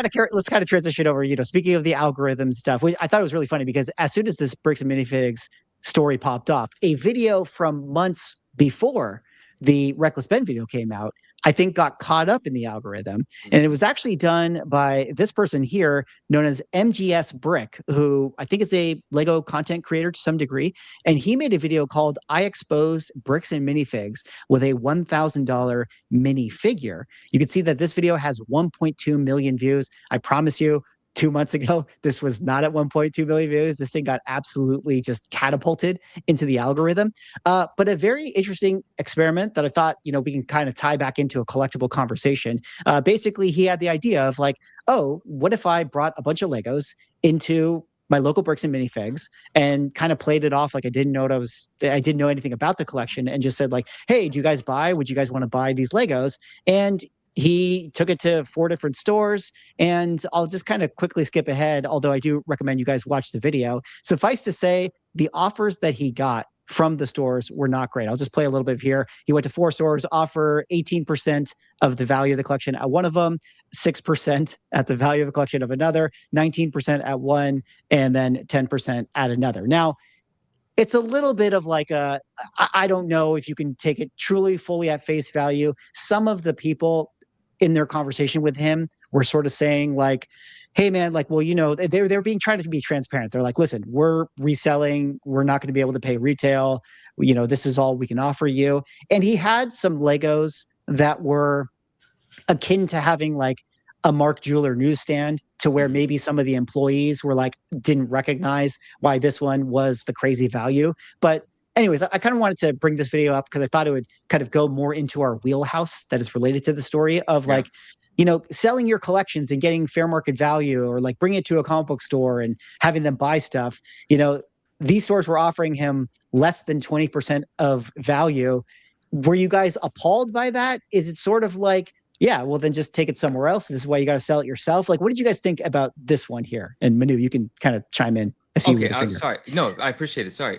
Let's not forget one of the stores stole the most valuable figure. Just Well, conveniently well, stole right, it. you're right. let's No, not- he stole it. No, we'll let's talk not about get it. in Well, trouble no, listen, no. Let's not I'll get- say it. we've He stole it. seen that there have been a lot of He- legal things. He Yeah. stole it. He Yeah, stole it. calm down, Out of buddy. all of them, out of all of them, Allegedly. The 99 Allegedly. newsstand No, said I that, said not it. Out of This guy all, right here. I said it. Out of all of those figures, the one gold, shiny gold $1,000 one is the one that he randomly left in the drawer. The guy comes back in and says, "Dude, I think was there a gold one?" He looks right where. Oh yeah, my bad. Oh, plus I think it's fake. And he tries to cushion the fact that he stole it by lightening the blow by saying it's fake anyway. Right. And the bigger part of this is not the fact that they offered 6%, 18%, is that they all downplayed knowing the value of some of them.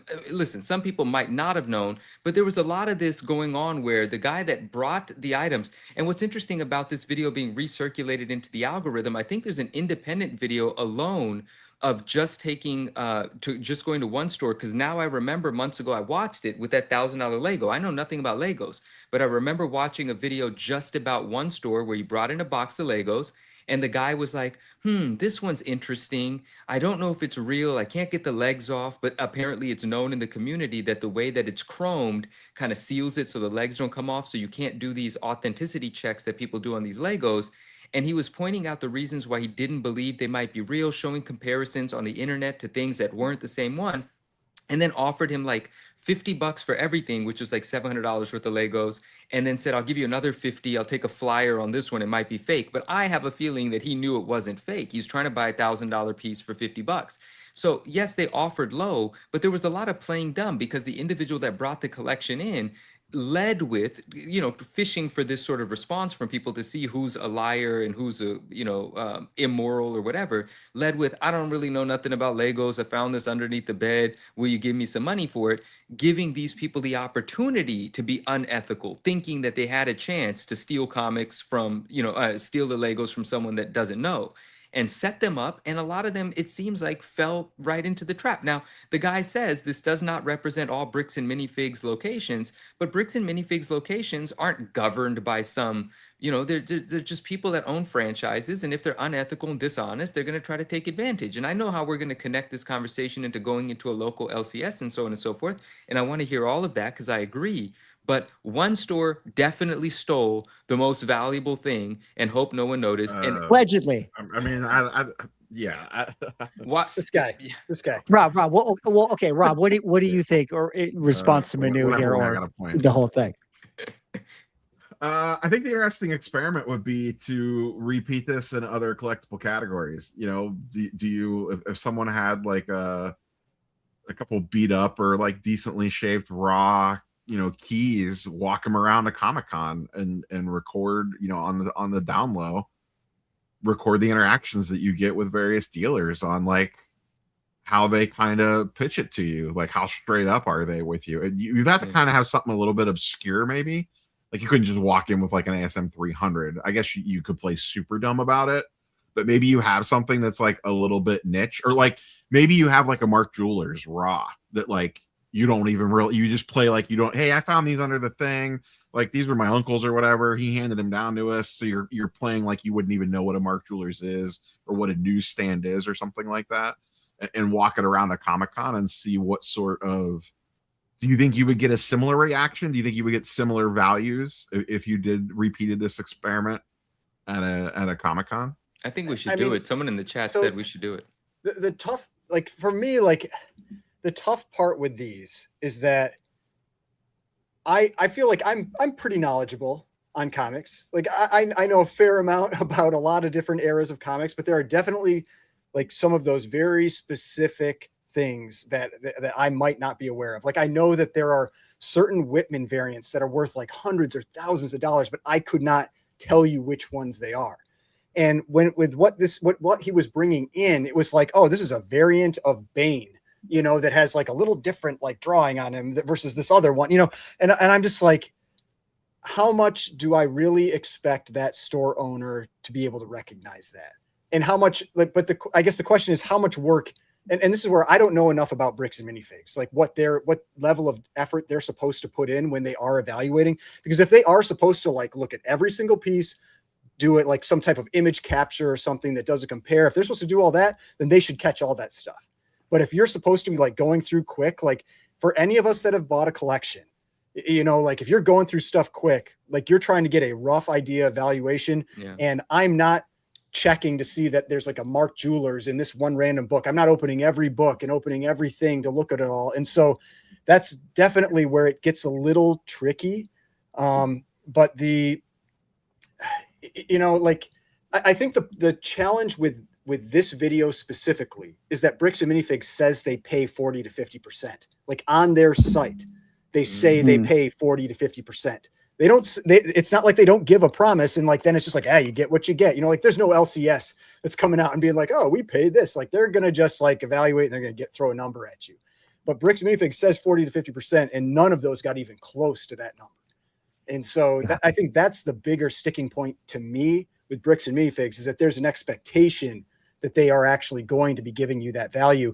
And even when he led them you know, to get a couple of those. It's like, he's like, oh, are you sure this isn't the variant? You know, like, and they're like, oh, it is. And then they're like, oh, this one is too. And I think they actually didn't realize that they were.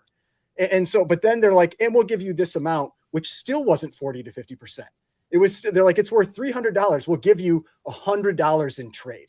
You know, it's like, that's not even close, you know? And so I think that's the problem I saw with it, was that they were not following the guidelines that they say they are supposed to follow. Yeah, it's interesting. I did not know that those were the guidelines. And yeah, maybe having a control group in this experiment would have been good. Like if he went to a hobby store that wasn't Bricks and Minifigs and just saw what they offered, that would be kind of an interesting thing. Because, you know, when I saw this video, it was sort of like, yeah, it doesn't necessarily surprise me that LCSs would lowball and stuff, or LGS, I guess, in this instance. It's also another thing too, where sometimes at these comic book shops, and maybe you guys have had this experience, like I kind of feel like I know more than like 99% of the employees there. Like sometimes the employees are just employees, like they don't know all these things. Like, and so I'm not sure that all the people that were consulting with him are like the main store owner or like the main buyer. And it kind of gets into that like weird territory of like, are they responsible to be like a guru? Like, you know what I mean? Like, can you really expect, you know, this kind of gets into the conversation when there's like whatnot sellers that might say, hey, this book is worth $100, but they might genuinely think that. And like, you know, it's like, do you expect them to always have all the answers? And like, what onus is on you to have that information? But at the same time, I don't like Bricks and Minifigs, so you know they're all scammers. So I mean, sorry, go ahead. No, please. I wrote a note. I was just gonna say, like one example. There's a book I talked about recently in a video. It's like Amazing Spider-Man 184, which is I think the all detergent variant, and it's like it's a book like that. That in high grade, that book is worth thousands of dollars, whereas an Amazing Spider-Man 184 in high grade is worth like $50. And so, like, it's being able to spot that one specific thing. And you, like, I bet you 90% of comic collectors don't know what that book is and don't know how to spot it, you know? And so it's like, it's stuff like that where it's like, yeah, I mean, you have some expectations when somebody's like a dealer or whatever, but I think even one of the people he was talking to is like, there are so many variants of these things out there, like expecting somebody to have like all like 100,000 to, and I know there's some comic collectors that do, but like expecting somebody to have like all of that in your head is a big reach. I think you're right about that. And I think, you know, with all the variants in different things in collectibles, right? That's why it's nice to go to someone that has a focus on their particular niche or is an expert in one thing, and you can kind of get guidance from them. Because yeah, who's going to know everything about everything, right? But back to piggyback off of what Swag said, like, do we expect an employee at a store to know everything about everything? No. But I think the larger point is, and this is unfortunate to say, it's more just about human behavior or whatever, different sorts of characters out there, is never go somewhere and expect. Here's the thing. You just can't trust people. That's what it boils down to. If you have something and you want to know what's it worth and you think someone's going to pay you fairly for it, you already screwed up. Like, that was already the mistake. Like, you had faith in human beings.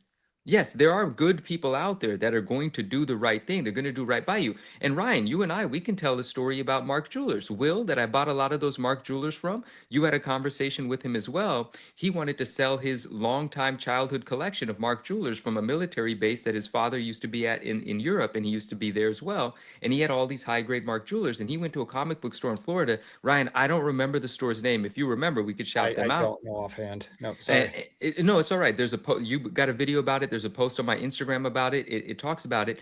But Will took his entire collection to the shop, and that shop owner said, you know, these are all Mark Jewelers, and these are worth way more than the equivalent book, not Mark Jewelers.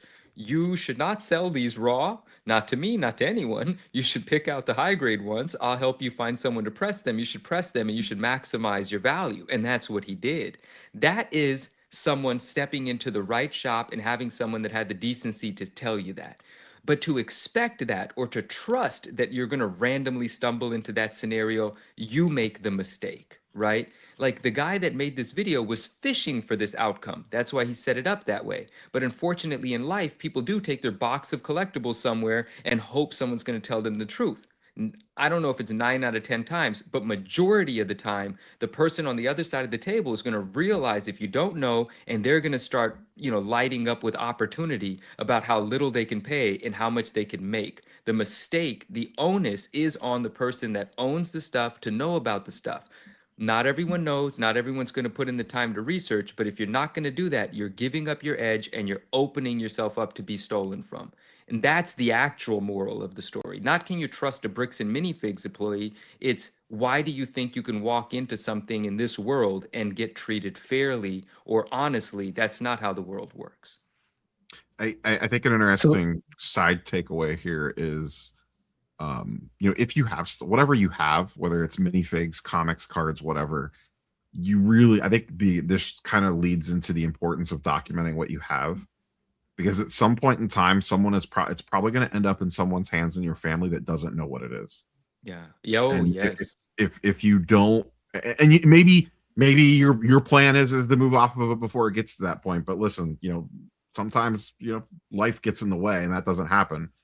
And it's if your significant other, your kids, your nieces, whatever it is that you have where your stuff potentially is going to end up, I think it's important to make sure that you have something laid out that kind of explains, like, hey man, these sealed cardboard boxes that I have stop tape on them for a reason. You don't just want to cut those open. Or let's see what's in this box. Yeah, I have this rare thing that's super obscure, like FYI, this is what this is, or whatever the case might be.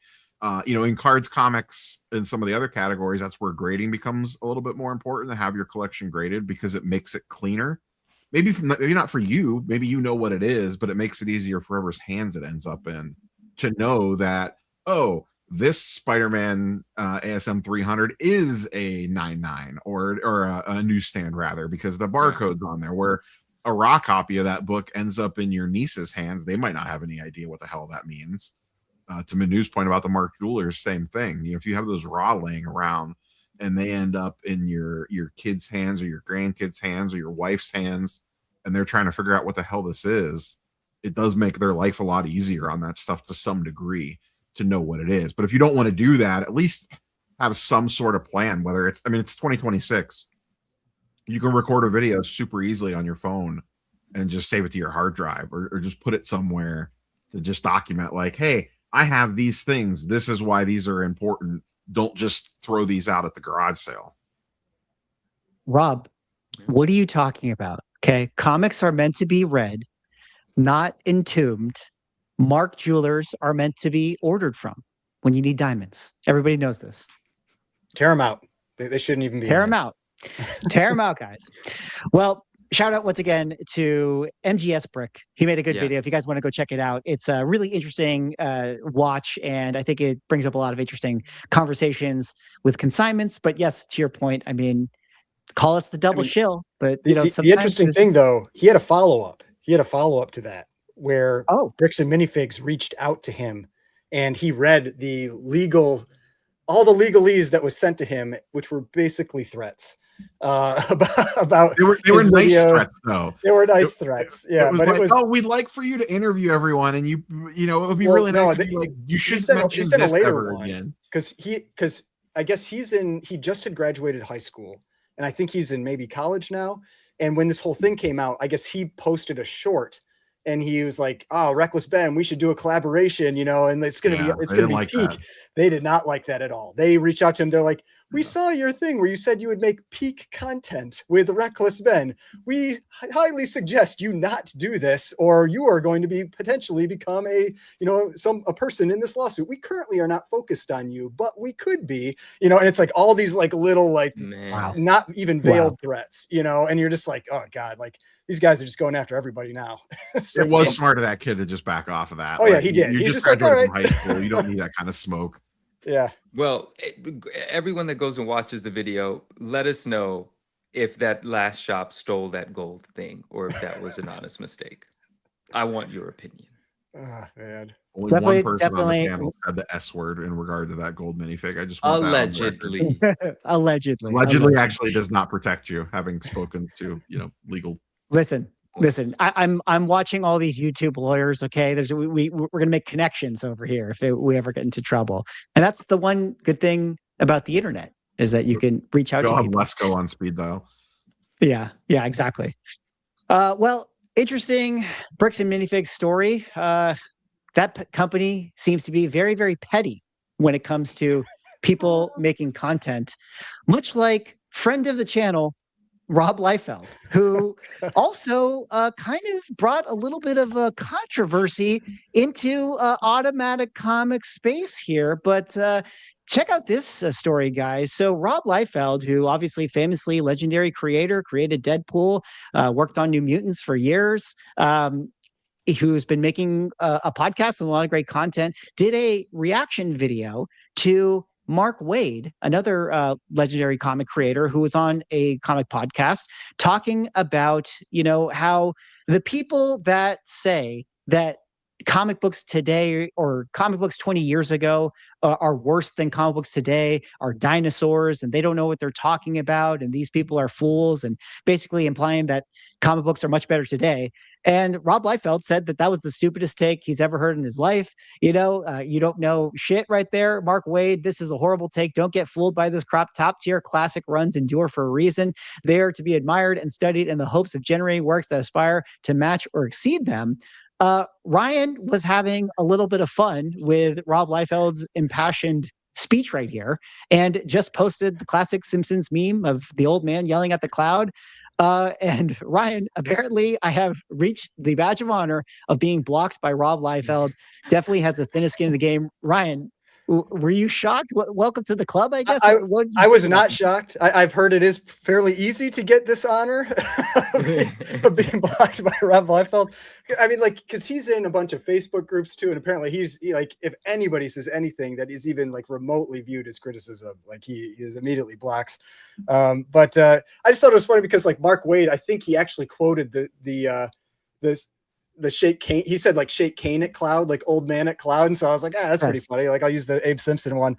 And so I saw that, I posted it to you guys and I was like, I'm going to be blocked probably from this. And then literally within, it was minutes, a half hour at most. I was like, I can't see that post anymore. I was like, I've been blocked. So oh God, it's funny. Cause there's another YouTuber, Longbox Love Affair. I mentioned him in the comments too. He had gotten, I think it was either a remark or something from Rob Liefeld, and it wasn't good. And he had reached out to see if there's something that could be done about it. And Rob Liefeld just blocked him.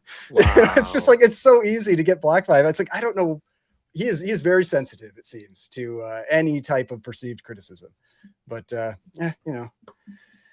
when you draw Captain America the way you do, I guess comes with the territory. Yeah. Well, so maybe we'll have Rob Liefeld on the channel at some point, to make so I understand this correctly. His take is basically the old shit's better than the new shit, right? Because I didn't have a chance to watch this. Yeah, that is correct. So Mark Waid is saying that, nowadays people keep complaining that new comic books are terrible, but actually there's a lot of them that are good. And, a lot of the old stuff sucked. And Rob Liefeld, obviously very impassioned about that, saying that new comic books are trash and the old ones are classics.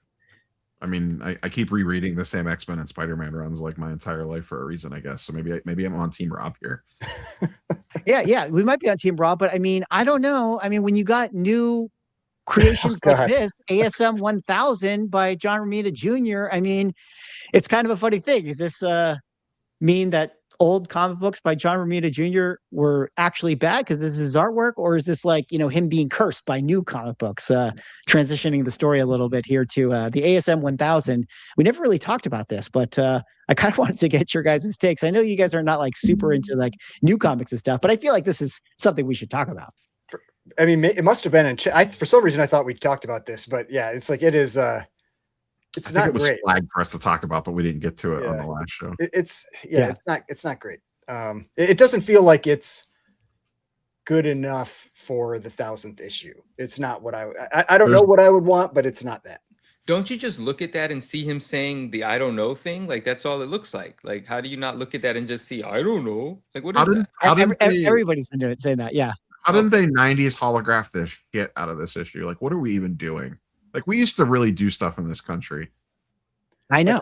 It's like crazy. I want to see some of the die cut stuff, like the Wolverine claws, you know, from back in the 90s. Like I want to see some stuff like that. I want some This is a holographic Bermuda spider Junior web. cover? Like, yeah, it's JR. Well, I mean, JR. I want like I the don't X, I wanna want the say nothing X-Men bad about 300 this. cover, but the Spider-Man version of that.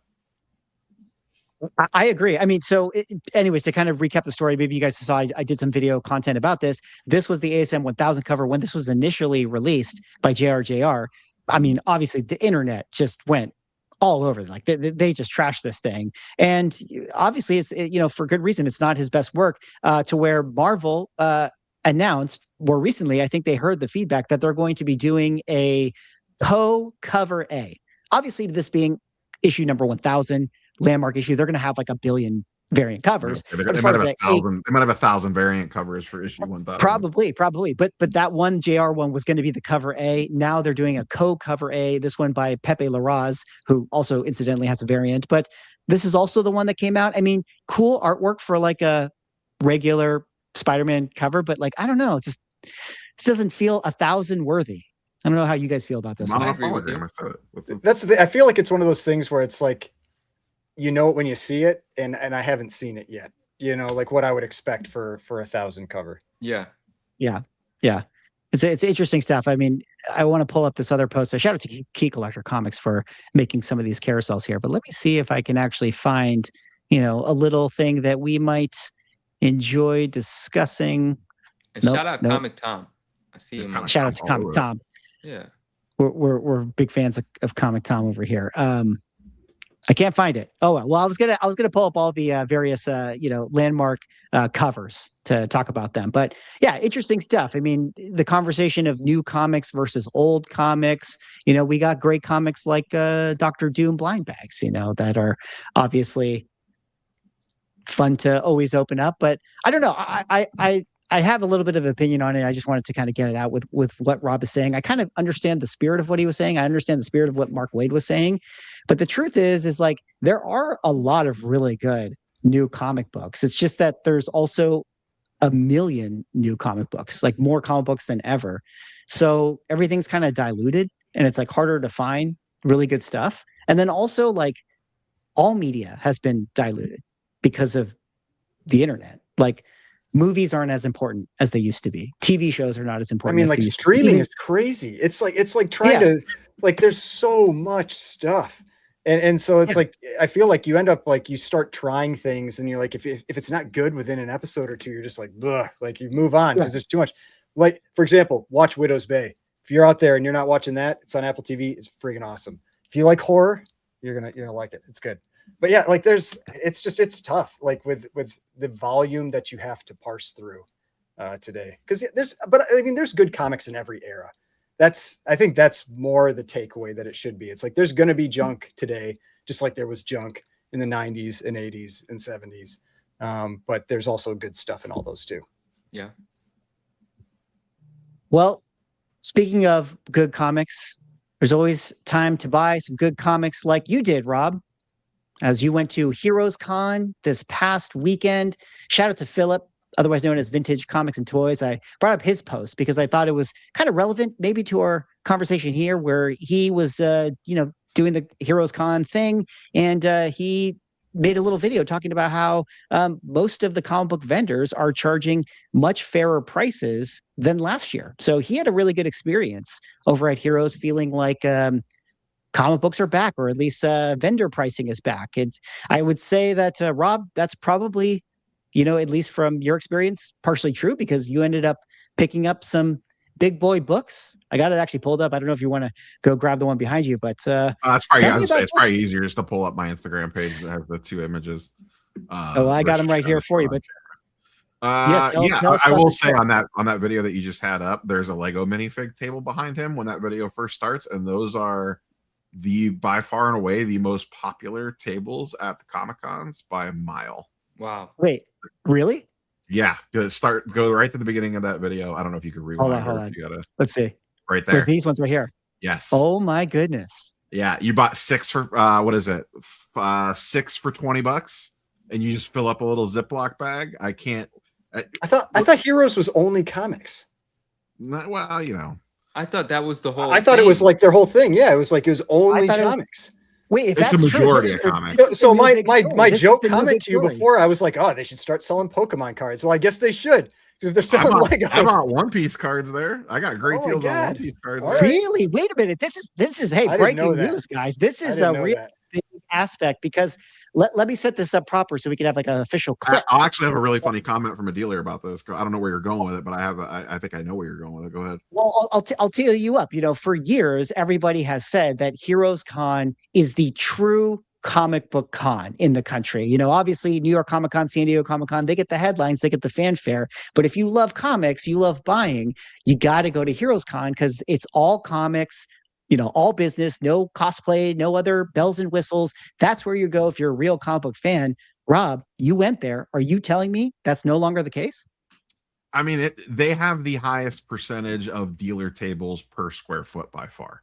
Like, it's not even close. But I'll give you a perfect example. There might be one, maybe 2 fully pop vendors in the building. Like, how many Comic Cons do you go to that there's only 1 or 2 pop vendors in the building of this size? The comment where I was going with that was I talked to this guy had basically half the setup was comic books and the other half was Pokemon and One Piece. And I bought some One Piece cards off of him. We were just kind of going back and forth. And I was like, oh, you brought a lot of Pokemon. And he's like, I got to be honest with you. I'm crushing it on the Pokemon side compared to the comic book side. He's like, I've sold so much more Pokemon. He's like, I'm killing it over here compared to the comic books that I brought. And he had like This is pretty why decent Heroes stuff. shouldn't have let it in because it's just gonna keep going from there. Slippery slope. Yeah. You know, shout out to Eggplant who says, you know, Heroes is 10% fluff, other cons are 80% fluff. But Yes, but this kind of is the point. That's a very though. accurate comment. But carry on, Rob, because this is kind of the point though. Like, you know, once you get the taste, then it's like what I'd happens say it's next always year? been like that though. This is my 4th Heroes Con. I was not there last year, but I would say that 10 to 80 is probably, you know, a fairly accurate. Like, it's been like that for a while. It's never 100% pure, just all comic book vendors, but the percentage of comic book vendors is higher there than any, like, compared to like New York Comic Con. It's not even close. Like, especially when you're talking about the size of the building, like it's not even close. Remind me when we're at New York Comic Con, I'll take you past the Lego minifig booth. I think I have footage of it in my video of people stacked like 12 people deep, basically fighting to get to the Lego minifig table. That is incredible. Pricing. Pricing was better than I have seen. Like I said, I wasn't there last year, but like right after the COVID boom, I kind of talked about it with the X-Men 1. That was in 2024, I think, when I bought that book. And people were still pricing stuff COVID levels. That was not the case this time around. And I had a very narrow, you know, we'll talk about the AF-15 really quick. That was the main goal walking into this show. So the first thing that I did Friday morning was speed run the entire show floor to find every low grade one in the building that I could. So I had a good basis of like what was in the room to decide if I wanted to go after one or not. And I think you guys were I was in the group chat with you guys for a lot of this experience. Pretty much everyone that I saw sticker wise was about 10 to 15% over where it would be GPA wise, maybe even upwards of 20%. And you know, you could be critical of that, but at least that's like, I always go with, is your sticker price at least in the realm that I can negotiate off of? Or are you so far out in left field that it's not even worth my time? You know, like if an AF-15 in a 1.8 comps for 15K and you have it stickered for 22, like I'm not even going to waste our time talking about it because we're not even in the same place if you're that far off. If you're a couple of grand over, okay, like now we can have a conversation. And to give a little bit of backstory on the copy that you had up there that I purchased, that was stickered at 18 and I bought it for 15. So, right. and 15 to 16 is about, like, if you look at GPA on a 1.8, it's pretty much right between 15 and 16K, give or take. And obviously when you get to a low grade, the presentation can vary a lot. I talked about it in the vlog that I did. There was 3 1.8s in the room. All 3 were priced about the same, and the other 2 looked way worse than this one did. Yeah. So Yeah. I think you landed a really nice 1.8. looks I mean, great. this is, yeah, congratulations. This is a big, awesome purchase. yeah, Yeah, it is a definitely detached cover, congrats. but I think that actually helps the presentation on it, to be quite honest. Well, and it's Yeah, like 'cause there it was, there was probably that would've other one graded we higher. talked about too that looked nice, and it was almost a split spine. You know, it's like that's usually how you're going to get Yeah. those nicer looking low grades. It's usually a spine issue, one way or the other. I Yeah. love Yeah. that you got that, man. Congrats. That's And dope. so some back end on the purpose of this, and we kind of talked about it earlier. Like, comics have not gone crazy yet. Like, when I looked into this, I was like, this book literally has not moved. It is sold for, if you look at the GPA average price of a 1.8, it's basically 15K for the last 3 years. Like, if you look at the 12-month average of each year, it hasn't moved at all. And part of the reason I wanted to do this now was I didn't want to take the chance that I missed the window. Like, if comic books go crazy, or even if it's just select books go crazy, this is one that's on that short list. And maybe maybe it's 15K for the next 6 years, it never moves. But if anything has a chance, this is on that short list of books to go nuts on. And the execution of this was I moved off of a bunch of sealed Pokemon that I had that was, the chart went like this on. So, I use that as the offload strategy of, okay, this part of the collection has gone absolutely crazy. Let me cash out some of this and go after something that I actually want to own. That, maybe has less this probably has less upside than sealed Pokemon, as crazy as that sounds, but it also has probably the way more stable floor. I want to ask you a question. From a flip perspective, I paid 15K for this. I looked at the spreadsheets. I am quote unquote into this for like 7K. And that's my question, right? Are you going to compound the profit if this in a 1.8 say hits 26K, 25K? Are you going to sell and continue rolling your initial capital into profit, or are you just going to be happy that you bought it for 30% or 40% less than what it goes to if it starts to move in the next few years? Let's say a year and a half from now, this is 25K. Do you sell? No. This was not bought. This was bought as a collection piece, not I want to make X number of dollars on this transaction. So I mean, obviously at some point we all end up selling, whether it's us maybe, or, whatever, but this would be far down the list of like, I have a lot of collectibles that I could sell if I need money for like life happens. This would be far down on the list. Now, obviously, shit happens in real life. Yeah. If I have to sell it, I have to sell it because real life gets in the way. That's all well and good, but I'm sure there's a number that this could go to that maybe I look at it and are like, all right, like, we got to let this thing go. But on the flip side, this is one of those items that this is well above the amount that I typically spend on stuff when it comes to collectibles.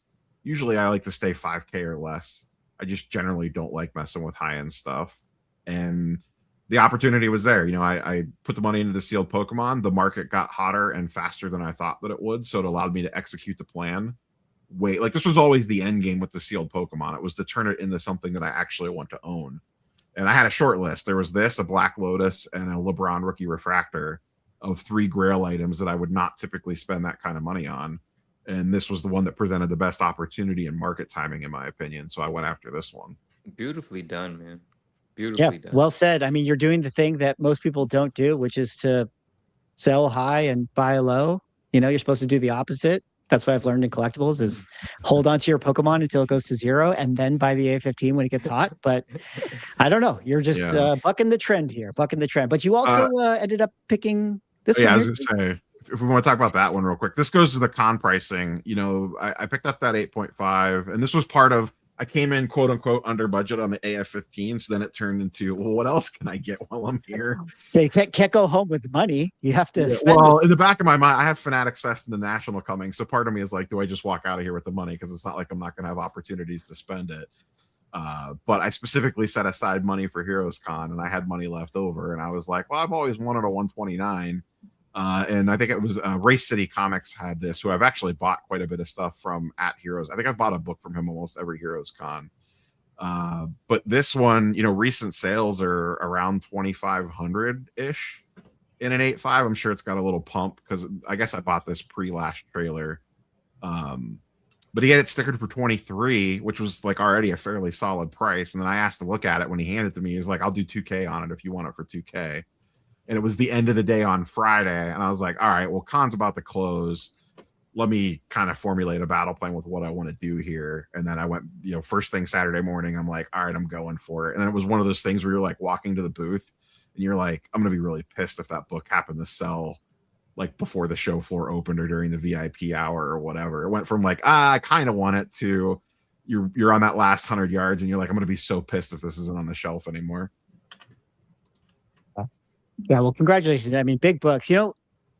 It's funny as you talk because I just realized that it's got the custom labels on it, both of the books, and it brought me back as I was looking at Manu and Ryan, just thinking about the Reholder Gate situation. Remember how like the loophole was the custom label, and for a while, we were all having those conversations of like, oh, I don't want to touch custom labels. That would be the books that I'd be, do you really want to know situation with.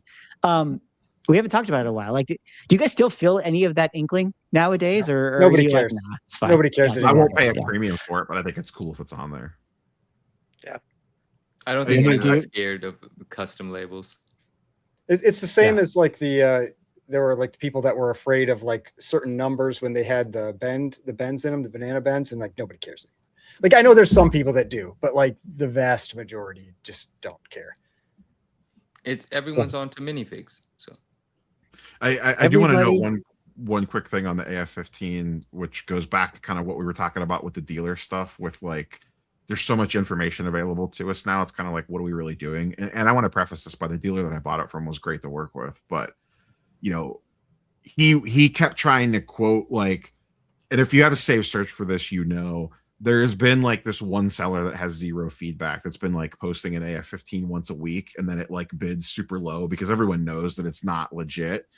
And he kept going back to like, oh, this one thing keeps drawing, like pulling down the number, because he really wanted to, even like I said, he had an 18K sticker on it. And I like, my argument was, I pulled up GPA and looked, and I'm just like, listen, like I get it, like it's an AF-15, but at no point in the last 3 years has one of these sold for 18K. So like, what are we really doing with this number? Like, I get that's your asking point. Cool.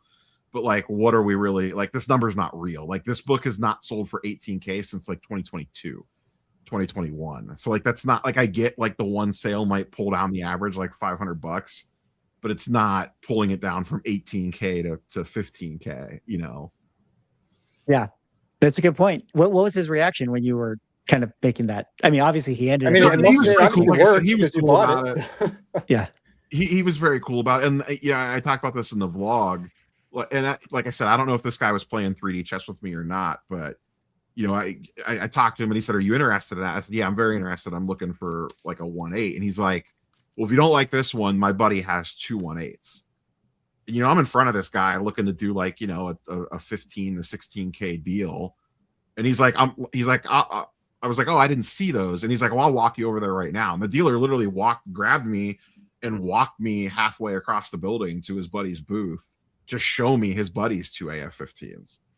So like, for the dealer to potentially give up a 15K sale, I thought was, like, he's walking me from his table to another table to see like the same exact book. Now, in hindsight, I thought about it a little bit more, and where I went to the 3D chess angle of it was, did he know like his book presented way better than those two? And they were all the same price. The other dealer was at 17.5K sticker on both his copies, and they both, in my opinion, look worse for different reasons. One had a huge tear on the spine, like not even on the spine, like to the little bit right of the spine, and the other one had a huge corner out of the top right corner, was just missing from the front cover. So it's like, there's no way I'm paying that price for those. So is it like him doing the whole like, I'm gonna be so nice and walk this over, and it makes him look good in front of his buddy, and it makes me be like, oh, this guy's great. Like, he's walking me over to show me these other 2 copies that aren't, like, he's potentially walking a sale. But in the back of his mind, does he know, like, my book is better than those 2? Like, if anything, this is going to help him bring me back to my table. Yeah. He might have been. It was a high risk, high reward play, but, it ended up working out for everybody, I think. Yeah. I mean, especially when you look at it, like, when he's selling it direct to you, he doesn't have eBay fees. He doesn't have, Heritage or Comic Link or Comic Connect or whatever. Like he's, what he's selling it for, he's getting. So, well, it was funny because when we did the deal, I don't know if it was his wife, girlfriend, significant other, whatever. She was like, "Oh, you sold that?" Because it was. I mean, I bought that within the first couple hours of the convention floor being open, so I'm sure he was pretty happy that he got to sell a 15K book within like 2 hours of the show floor being open. But his wife was like, "What did you get for it?" And he told her the number, and she's just like, "I thought you said you wanted to get 16K minimum for that, and now you go sell it for 15." And he said something about were you there when she? So you're there? Yeah, it was hilarious. And he's like, I did. He's like, that's the number that I had in my mind. And he's like, but when 15K cash comes out, and he was like trying to explain to her, like, well, if we sold it on eBay, like we're gonna lose. If we get 16K for it on eBay, this is actually the same thing. Like trying to explain to her like what we would explain trying to talk to a dealer. So it was kind of funny to see that aspect of it. He's like, I thought about countering you. He's like, would you have done 15.5? And I was like, I would have walked at 15.5, but I probably would have came back and ended up buying it. But we wouldn't have. You wouldn't have the money in your hand right now. And then I actually saw him the next day or later that day buying from a dealer. And I tapped him on the shoulder and I was like, "Oh, you spending my money already?" He's like, "Yeah, I got to reload." It was Cosmic Comics and Toys. I think he has 2 shops in Michigan. He said. But cool guy, great guy. He was hilarious. He was great to work with. And shout out to Race City. I think Ryan, you said you might have bought some stuff from him. Yeah, he sells on Instagram. Well. Yeah, I thought he was, like I said, I think I've bought a book from him almost every Heroes Con. They have a lot of the same dealers, so like I know, like when I walk in, I'm like, okay, I want to hit these couple of tables because I bought from those guys previously, and they always have good prices on stuff or fair prices.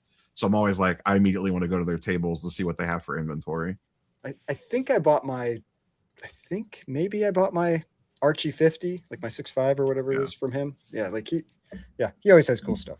But general con pricing, I would say a majority of folks that you're probably looking at about 10 to 20% over where it should be. But once again, I think that's within the range of you being able to at least talk them down to close to market price. No, I think you're right. I mean, 10 to 20% seems fine, especially since a lot of comic dealers were at 1.50, 60% over market. And like you say, like you can't talk somebody 40% down to overpay by 10%. It's just still ridiculous, So, I mean, friend of the channel, Como Comics, he sent us some pictures like, I won't say which books are dealing. He's like, these 2 books are still here. He had seen them at another show before. You go to Heroes Con for like 5 straight years of the same book, just at the same wall, with the same sticker on it. But hey, not everybody moves their prices. Yeah. I mean, that's every show you go. I joke about this in sports card vlogs of there's shows within a show. There's, the percentage of dealers that set up that actually want to sell shit and they're priced relatively appropriately. And there's always going to be X percentage of dealers that they don't actually want to sell anything to people that remotely have any idea what they're doing. Yeah. They're just hoping someone walks up and just pays the number, almost like a car dealership, really. Like they're just hoping 100%. Someone comes in. Yeah, I'll take the Toyota RAV4 with your 6K and add-ons and your paint protection and all this other crap, versus someone that actually walks in as a semi-educated buyer. So it's just a matter of like what percentage of the room wants to actually sell shit and what percentage of the room just wants to have a museum. And I could say, having gone the Heroes Con 4 or 5 times now, it has shifted more towards, oh, okay, I actually kind of just want to sell this shit. Like we're not trying to price at the COVID bubble anymore. But those guys are still in the room for sure. Right. One other aspect before, I don't want to send us down another talking hole with this, but we'll have to address this at some point in another show. To that point, the problem is that if you do price as a dealer at these shows somewhere within market, like right away, what ends up happening is the other dealers buy your inventory before the doors open. So then you sell at your booth. Those other dealers either mark it up or they put it away because they're going to do whatever they do with it at some other event. So that's one of the pain points. Is like you could, even if you're a dealer who is well intentioned to sell at market, you get your inventory swallowed up. But that seems like that's a whole other can of worm conversation that we can. I want to at least. I think we should at least pick the scab a little bit. Like, is that wrong? Like, why should you care who you're selling to? If you want to sell it if you want to sell whatever it is at a certain price point and you price it at that price point, and someone walks up and they are willing to buy it at that price point, should it matter whether you're selling that 30 minutes before the con opens or 3 hours into your day? Well, I've had that conversation Ryan, I'm going to let you go. with Drew. Wait. Yeah, I'll let you go right. But to the title of our show, there are no collectors. There's just only dealers buying out everything. But Ryan, so sorry, I had to get that in. I was saying, because like we've had that very same conversation in some different group chats, and because I've asked Drew about it, because I don't sell at shows and he does, and he said like a lot of times, I think what it comes to is like a lot of times it tends to be the newer sellers, like the newer sellers where they're pricing things, like to move, and because they have so much into the show, like whatever it is, travel or whatever, it's like if they can get all this stuff sold right away, and then they're just like they can just cruise for the next couple of days, that's why they do it, and it's tough because like since they're priced well, they would probably sell all that stuff anyway throughout the weekend. But it's frustrating from an observation side, where you're just like, this is why people end up hating cons. And it's because it's this like in purchasing, that goes on that makes everything just exponentially more expensive there. And when in reality, they're probably, before you walked in the door, there were places you could have gone to that had reasonable prices. And so it's just, it's not really like that. It's a bad thing for that person to do it. It's what makes, I think, a lot of the con experiences in terms of buying kind of suck, and so I mean, it happens. We see it a lot at card shows right now for sure, because the repackers they'll buy a table just to get a dealer badge. They'll set like one card. You'll literally walk through a card show, you'll see a case that they put cards in. There'll be like 3 cards in it and a buying sign. But all they're buying the table for is access to the dealer badge to be able to walk the show floor 2 hours before anybody else can. Like I get a media pass for a lot of these shows, so a lot of times I get access to the show floor ahead of time, and you'll walk around, dealers will still be setting up, and there'll be people wiping out whole tables 2 hours before the show starts. Now in cards, it's a little bit different because cards are way more transactional. So from a dealer perspective, they get wiped out, and then they kind of flip the script, and they're like, come to me, I need to spend cash. So everyone walking in that has their Zion case with them is a target for them because they need to buy to reload their inventory. And that keeps the money flowing in the card world a lot fast. Like the velocity of money moves way faster in cards, I think, because of that. I don't know if that works in comics as much, because I don't know how many people are walking in. To your point, Ryan, this shit takes up a ton of space. It's heavy. It's not easy to carry around. You might throw a couple slabs in your backpack that you want to move, but you're not walking in there. I could walk in with a roller case with hundreds of cards in it, potentially. I can't do that at a Comic-Con. Well, shout out to the dealers that are trying to do right out there. Shout out to the ones that hooked up Rob with his book. Shout out to Heroes Con. Seemed like it was a fun event. We'll have to all make it out there at some point. And shout out to Extreme Motors 4617 for the $5, who says, you guys are doing great. Keep up the good work. Love you guys. Thanks so much, Extreme Monster. Thank you. Love you back. We appreciate all the super chats. Well, a couple last little topics before we kind of, wind down here, but I did want to hit this one right here, which we were a little light on the card content on tonight's episode. So we had to kind of finish out with a little bit of a card story. But guys, Marvel superheroes, the next Magic the Gathering set, their version of the Avengers, which Manu, you actually mentioned a little earlier in the show, is set to come out just next week. This is the collector booster boxes are about to hit market. And I thought that this was a really interesting post, because this guy said that 123 Marvel superhero collector booster boxes opened, not by me. Here were the hits. So somebody did the experiment. They opened up a bunch of these boxes. Right now, they kind of are retailing around like $450 to $500. So that's a lot of money in boxes. Yeah, that is a lot of money to be opening up. But here, where were their hit breakdowns? And to put it into a little bit of perspective, the toll rate seems to be a lot lower than that of Spider-Man, and actually significantly low. And I don't know, Rob, maybe you can kind of weigh in on this. Like, is this one of those things where if the pull rates are low, does that make the hit cards more valuable, or does that make people less interested in making attempts to pull these cards? Before you answer that, there's a couple highlights here. This Thanos one is the Mind Stone. Last set in the Spider-Man set, it was the Soul Stone. He did not get the grand prize, which is the cosmic version. He got this version with the Thanos. So that's a lot of boxes to open to only get one of those. I think that the Soul Stone version in the Spider-Man set sells for about $2,000 per card. And then some of the other comic cover hits are some of the interesting chase cards. But Rob, let me kind of kick it to you here. What do you think about this experiment, this pull rate seemingly low? Do you think that that's a good thing or a bad thing for collectors out there? On the ultra rare stuff, it definitely boosts it if it makes it harder to hit. It could also give you insights into the print run, like potentially maybe the print run's bigger, which I don't think with this one that's the case, just based off of the pre-order numbers for it. And it actually can impact the price of the sealed wax as well, because if you have to rip more of it to get the hits, that means the velocity of it getting ripped is a lot quicker. So it pulls out the sealed supply a lot faster potentially. And this isn't, this sounds crazy that someone would do this, but this is in Magic.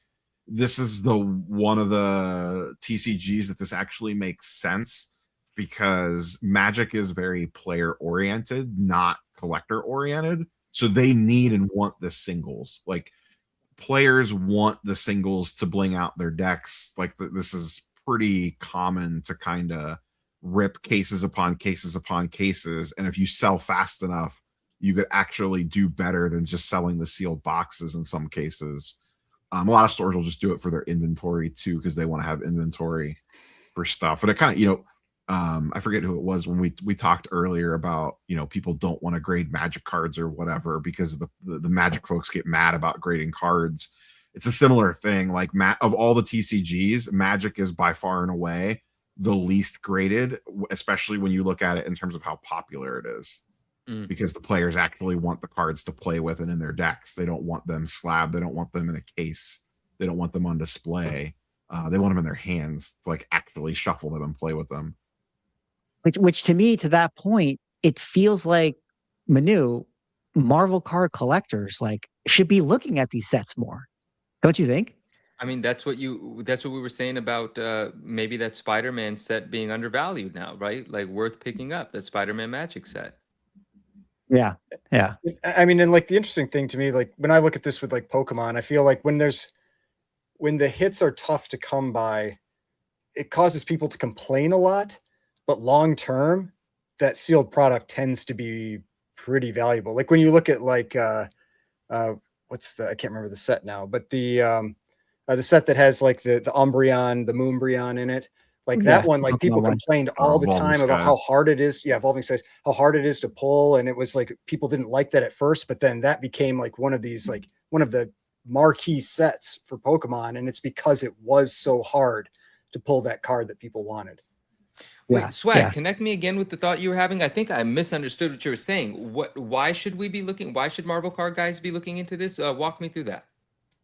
To Rob's point, this type of set, Magic players, they want to play with the cards. It's an actual game for them. They're handling them. Like, presumably there's less tens, there's more wear and tear. People are ripping this stuff. So when it comes to the fact that Magic, which got this large player base, on top of, now they're doing this set that's Marvel. So if you're like a Marvel card collector and you like this artwork anyways, this seems like a good place to dip your toes in, which I understand. Topps Chrome also, is about to come out with its Marvel set. Marvel recently showed some of the new cards. They're doing a bunch of these reflections. These look pretty cool as well.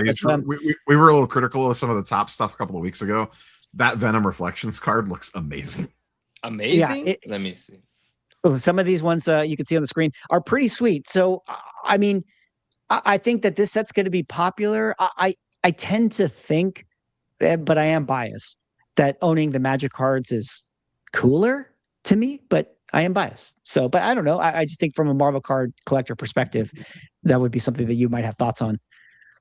It is a gnarly Venom card. No, now I understand what you're saying. So predicated on, as long as the Magic community that's actually, playing the game, as long as they're buying them and playing with them, meaning there's going to be fewer in high grade available for the people that want the, graded collections, then there seems to be an opportunity there, right? Just like some of those comic books that are damaged from the factory, the 9/8 might be worth more than a 9/8 would have been worth had not all of them been damaged. That sort of scenario, right? So as long as they are being played, meaning the Magic community likes them and buys them and plays with them, then that opportunity is real. But like the Spider-Man set, the Magic community initially they kind of rejected that set, from my understanding. They're like, man, the playability of these suck anyway. So the only people that were buying them were the Marvel card guys. In which case, they're all high grade. They're all PSA 10s, because no one's playing. Yeah, that's a good point. Now, I will say it again. Take it with a grain of salt. I am biased. I did work on this set, but go pick it up. It makes me look good if this thing does well. But the Spider-Man set was rushed a little bit. They didn't get to come out with all the mechanics that they wanted, and so from a playing standpoint, it was underwhelming. However, early speculation of like the players who are looking at the set lists of these superhero cards, the Avenger set, people are starting to get really excited about this one, and that says a lot, considering like typically, like you already hinted at, Magic players are a little allergic to these like collaboration sets where Magic has done collaborations with like Teenage Mutant Ninja Turtles. They did collaborations with Lord of the Rings. They're going to do collaborations with other IPs, and now doing Marvel. So Magic players are a little like, can you just do the old school Magic stuff and not do these collaborations? But the reality is these things sell way more. It's just because they're pulling in the casual fans. But I mean, some of them do, like the Lord of the Rings stuff sells insanely. Well, and there was that like Christmas box, the Lord of the Rings. I think it was like that one. Yeah, that was worth $5,000 for a collector's box. That was the case of nobody wanted that, so they lightly printed it, and then everybody wanted it. Yeah, and Final Fantasy also a big seller. Great as well. Yeah. But anyways, either way, I'm excited about this set. It's going to come out this weekend, next week. Right? I think. Oh, next. Yeah, week, I think this is pre-release weekend. This weekend. Yeah, but I'll tell you this: I'm going to pick up a couple of these boxes, and I might have to do a box break on my channel. So I don't know if Robbie, you're going to do any box breaks for this, but I don't have it in my plans to grab one. I do have a couple Spider-Man ones behind me, but I had the opportunity to pre-order one of these, and it just kind of got lost in the shuffle of things. From my perspective, if I'm not going to open it, and this goes back to kind of what we talked about before, it's like, would I rather spend $400 on a sealed Magic box or $400 on a sealed Pokemon box? Like from strictly a sealed perspective of sitting it on a shelf, like that $400 is going to turn into $800 way faster in the Pokemon than it is in the Magic. The Magic will probably get there. Like I have plenty of Magic stuff that I bought down there that has ended up really great, but it took 4 years to get there. For it to like, some of the stuff I'm like triple my money, which is cool, but it took way longer to get there than Pokemon does. Yeah. Well, you could also put your money in fake signed cards. Speaking of Marvel cards, this card signed by Captain America, Spider-Man, Hulk, and Thor sold last night on Golden for $35,000. I mean, printed, not signed. Yeah, my joke is like some intern signing that thing. It's not signed. That's printed on there. That's not actually an autograph. That's printed. It is actually. That's even worse. Oh, it's even worse. It says one of one, but listen. That's the whole thing. It's a one of one. It's just a one of one from the set, and one of one's bringing what one of ones bring in. That's it. I know. But like, imagine. But I saw like there were in comments, people were like, "Oh, was that signed by like Robert Downey Jr.?" Or I guess it would be Cap, so not Robert Downey Jr., but whatever. And so like by the actors, and it's like, oh no, that's not what that is. And you always wonder, it's like, is that what the person that bought it thought? Yeah. And yeah. Who knows? Isn't this like a reflection? Like, here's where we are, guys. Like, first of all, it's already silly that a brand new printed card, just because it's a one of one, is $30,000, $40,000, $50,000, whatever, right? I'm not being, I'm just saying it's brand new. It was printed yesterday. They put a one of one on it. There's other color versions of the same thing that are printed out of 10 and then out of 50 out of whatever. That's already kind of silly. But now we're at a place where it's like, here's a one of one, and this is the card. This is just the artwork on the card. The artwork on this card happens to be the artwork symbolizing autographs. But it's like a joke, I'm not mad at it. I'm not mad at it, but it's like, here's where we are. Yeah, here is where we are. Well, where we also are is towards the end of our show. And before we wrap it up, we have to do Manu's Minute. But also, I got a little jealous of Manu's Minute. And I started thinking, like, maybe Swag needs like and also his own kind of minute, because there's been a little thing that I've been kind of shaping. I'm the one coming with these like stupid speculation things like League of Legends Riftbound the card game or Mario Arcade Flyers. I got another stupid one for you guys. 60 seconds with Swag. See, I thought we were going to get Swag second, not sponsored by Blue Chew. Swag second, not sponsored by Blue Chew. Here's my next spec. What do you guys think about this one? Guys, we are getting GTA 6 finally after years of never getting it. It's got its release date on November 19th. The Take-Two stock went up like 8% in one day this past week, which was pretty crazy. So you ready? Grand Theft Auto trading cards. What do you guys think? Are we going to go to the moon with these things? I mean, you've already bought them, haven't you? Unfortunately, this was not my purchase, but here.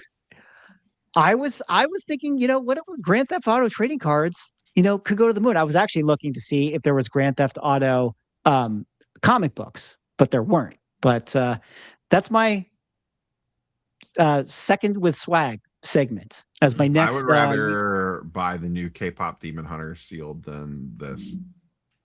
You're such a hater. You're such a hater. Rob, you know that every time you buy something that I recommend, you do well with it, right? I believe my League of Legends box is in the red. What about your Avengers 8? That's way in the red. Oh, damn. I actually no longer own that book. Swag spec, not Swag doing spec. Swag second spec. Anyways, I was waiting for you to specifically call that out. I was watching your collection buy video and you were talking about Avengers 8 and you're like, at one point this used to be like big spec.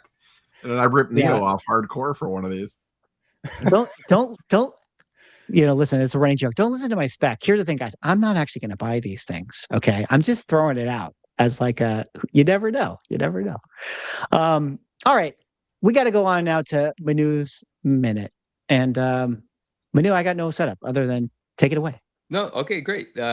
This is fun because this is a story that I wanted to tell, but it also it has some nice questions about what you would have done or how you feel about it. So shout out to our sponsor, Elite Comics 11, and shout out to Ali, because a few weeks ago, Ali gave me a call. And because this is a book that I really, really love, and it's the sort of thing that I'm really into. But so Venom Lethal Protector, we all know that book, that Bagley cover. There's a black error where the red foil didn't get laid down properly. And that's already dope. And that book in a 9.8, it's like, it's a rough range. I'll say like $5,500 to $8,500. I know it's a wide range, but it just depends on where you buy it. If the person, your friend, they graded it, so on and so forth. Call it $6,500, whatever. But most people know of the direct edition. Very few people know that the black error actually does exist as a newsstand as well. And some people say they've never seen it. Here is the copy that Ali from Elite, the owner of Elite, graded himself recently after buying a collection, because from time to time they do buy collections as well. So hit them up. Or anything that you might want to sell them. You could always hit them up if you don't want to post it on their platform and see what they say. But in any case, he gives me a call and he shows me this and I was like, oh my gosh. And we had a conversation about what is this worth? Because people that are just looking at the recorded sales of this, there's one recorded sale, it's during the pandemic, and it's 20,000 and change. And a lot of people assume that it might be the only copy. But if the same way Ali called me, other people call me about this book as well. So I'm aware that it isn't the only copy. And I have had opportunities to buy. So I had some insight into what I've offered on some and what offers higher than mine were accepted. And so we had the conversation about value, about price. Scarcity aside, it is an extremely scarce book. It does not come up very often. Most people don't even know that it exists. And there is a history which hasn't been confirmed or verified, but there's some speculation of fake copies that have made it through CGC. So it's not to say that if it's CGC slabbed, it's real, but there is something that certain collectors will tell you to look out for. Now, I'm going to say this, but do your own due diligence, because I cannot confirm or verify this, confirm or deny or whatever. But it is said by some people that have done some deep digging that if the copy has no red on it whatsoever, That doesn't mean it's fake, but that is a red flag that someone imitated a black error. So if it has no red whatsoever, because many of these have a little bit of red foil here, a little bit of red foil there, it's not completely black. So that's just the first thing to be sort of cautious of. But no one knows if that means it's fake for sure. But there was this other thing where in the top left corner of this book where it says Marvel Comics, the ones that are said to be fake are not only completely black, but that blue box has no remnant of Marvel Comics, not the embossed, not the raised, not any shadow of it, nothing. It is just a solid blue box. It looks as though the comic was manufactured intentionally, perfectly to represent the error, where majority of the errors have some remnants of what was supposed to be printed. So that's just a side note. In any case, this is a real one. Ali graded it himself, and it got the 9.8. And so he made a reel about it, made it available, to his community. You will find really dope, rare things like this on Elite's page as well, so definitely follow their page. And then some conversations started, right? Certain people started making offers, but Ali ended up trading this book for a book that he personally is more connected to, and it's a very cool book. It's actually, I pulled up some details here, but here it is. It's Four Color Comics issue 16 from 1941. And this is the first appearance of Mickey Mouse in comic books. And I didn't do this research, but it was told to me that the last sale of this book was $22K, and they did an even trade. And so that's putting a $22K value, which is very reasonable, on that Lethal Protector. And so I thought this is awesome because I think both of these are awesome. Now, here's what I want to ask. Which book would you have kept? Who do you think got the better side of this, right? Because this book, the Four Color Comics, there's only 149 graded total, and it's from 1941. All right, it's ancient, it's very cool, this cover's cool, everything. There are 4 7.5s, last sale apparently being 22K. The newsstand Black Error Lethal Protector, it is not broken apart on the census. So out of the 129.8 black errors, we don't know how many of them are newsstands. But if you've been paying attention and you look at what comes available, newsstands never really become available. So it's a small fraction of that. Personally, me, obviously, I want the Black Error 9.8 newsstand Lethal Protector. But I want to ask Ryan, I want to ask Rob, Mickey, I want to ask you, which of these two would you want? And to me, this is just an awesome story of two awesome books being transacted through Elite. So double purpose for me wanting to share this, but I love this book. I want this book. And most people don't even know this exists. But let's start with you, Swag. Which one would you take? All right, people in the chat are already doing it as well, but you Okay. guys should let us know which one you would rather have. So me personally, I love this book. Like, I love the first Mickey Mouse in comics. This is the one that I would personally rather collect. However, I will do a little bit of a caveat and say that I do wonder if you needed to sell this book, you might have an easier time getting a purchase with this one. I think if you have this, you may have to consign, auction, really work at this thing. It might be a little harder to move because, golden age at this particular level is tricky. I mean, maybe Ryan's gonna have more thoughts on that. And I don't really know the Venom Lethal market like you guys do. But my answer is this, although maybe this one would be easier to move. So that's my thought. Okay. So for me, I'll say, like, let's just assume they're both like relatively close in value. It is tough to say, like, the Four Color, I was just looking at some recent sales, like it had the $22,000 roughly sale. It had a sale right before that I think was around like 16.8 or 17. So Okay. you could say it's maybe like 18 to 20 in that range. It might push to the 22. Like 22 is on the high side. Okay. The Lethal Protector was a while ago, and it's like a COVID sale, so it's tough to call, yeah.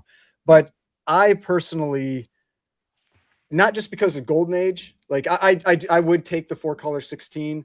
The reason I would, though, is I don't personally really like having high, and I've talked about this on the channel before, I don't like having high dollar 9.8s because I'm always so afraid of something shifting and taking damage in the case. And now it becomes a 9.6 and now it's worth $4,000, or $5,000 or something like that. Whereas if No, the but that the label says 9.8. That's all. yeah, that that's matters. true. I know the label True, says true, 9.8, but, true. but Look What are at we the talking second about one. here, Ryan? The label says 9.8. It could be a but 6.0. that's the stuff that always worries me. Whereas like a 7.5, like that's going to be a 7.5 probably no matter what happens to that book in the case. Now the other thing I will say with respect to liquidity of that book, now that is a higher grade than what I've owned. I've owned a couple lower grade ones. I think I had a 4.5 and a 3, maybe something like that. And when I put I had them both in my PC for a little bit. And when I decided to sell them, they both sold almost instantly. That is a very, very desirable book when it comes to Golden Age comics. Now, when you're pushing a $20,000 price, that may be a little harder to get that cash number, but it is still a book that will move. I mean, like, you don't see them very often. I've only seen I've seen one at my local show, and it's always up there. It's a restored copy that has a really high price on it, and so nobody buys it.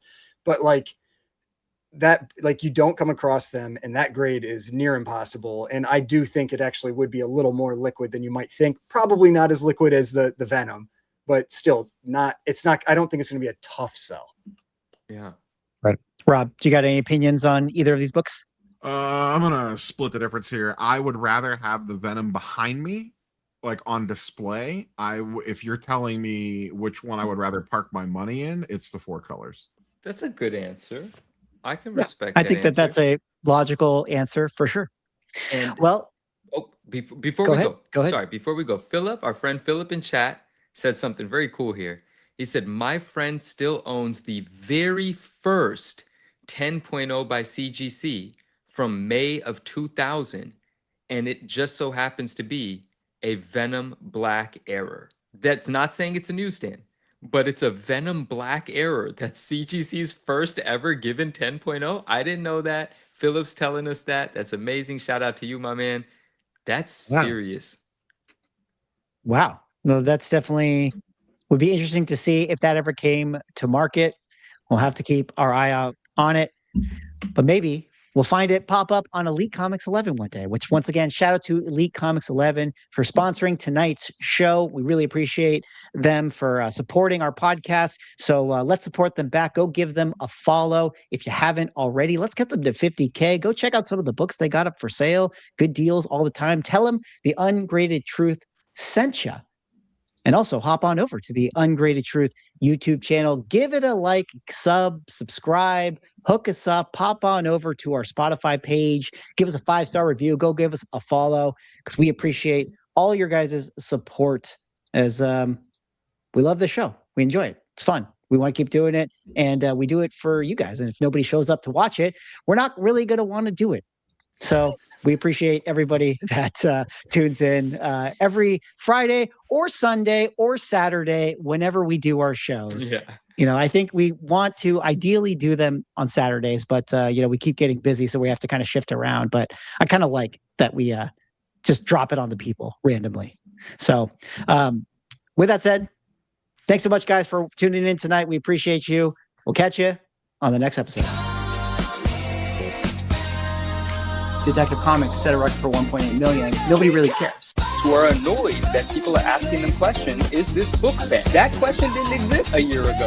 Somebody's submitting like 25 vintage books and getting 15 9.9s. We always think, how could it ever get crazier? And then it always does.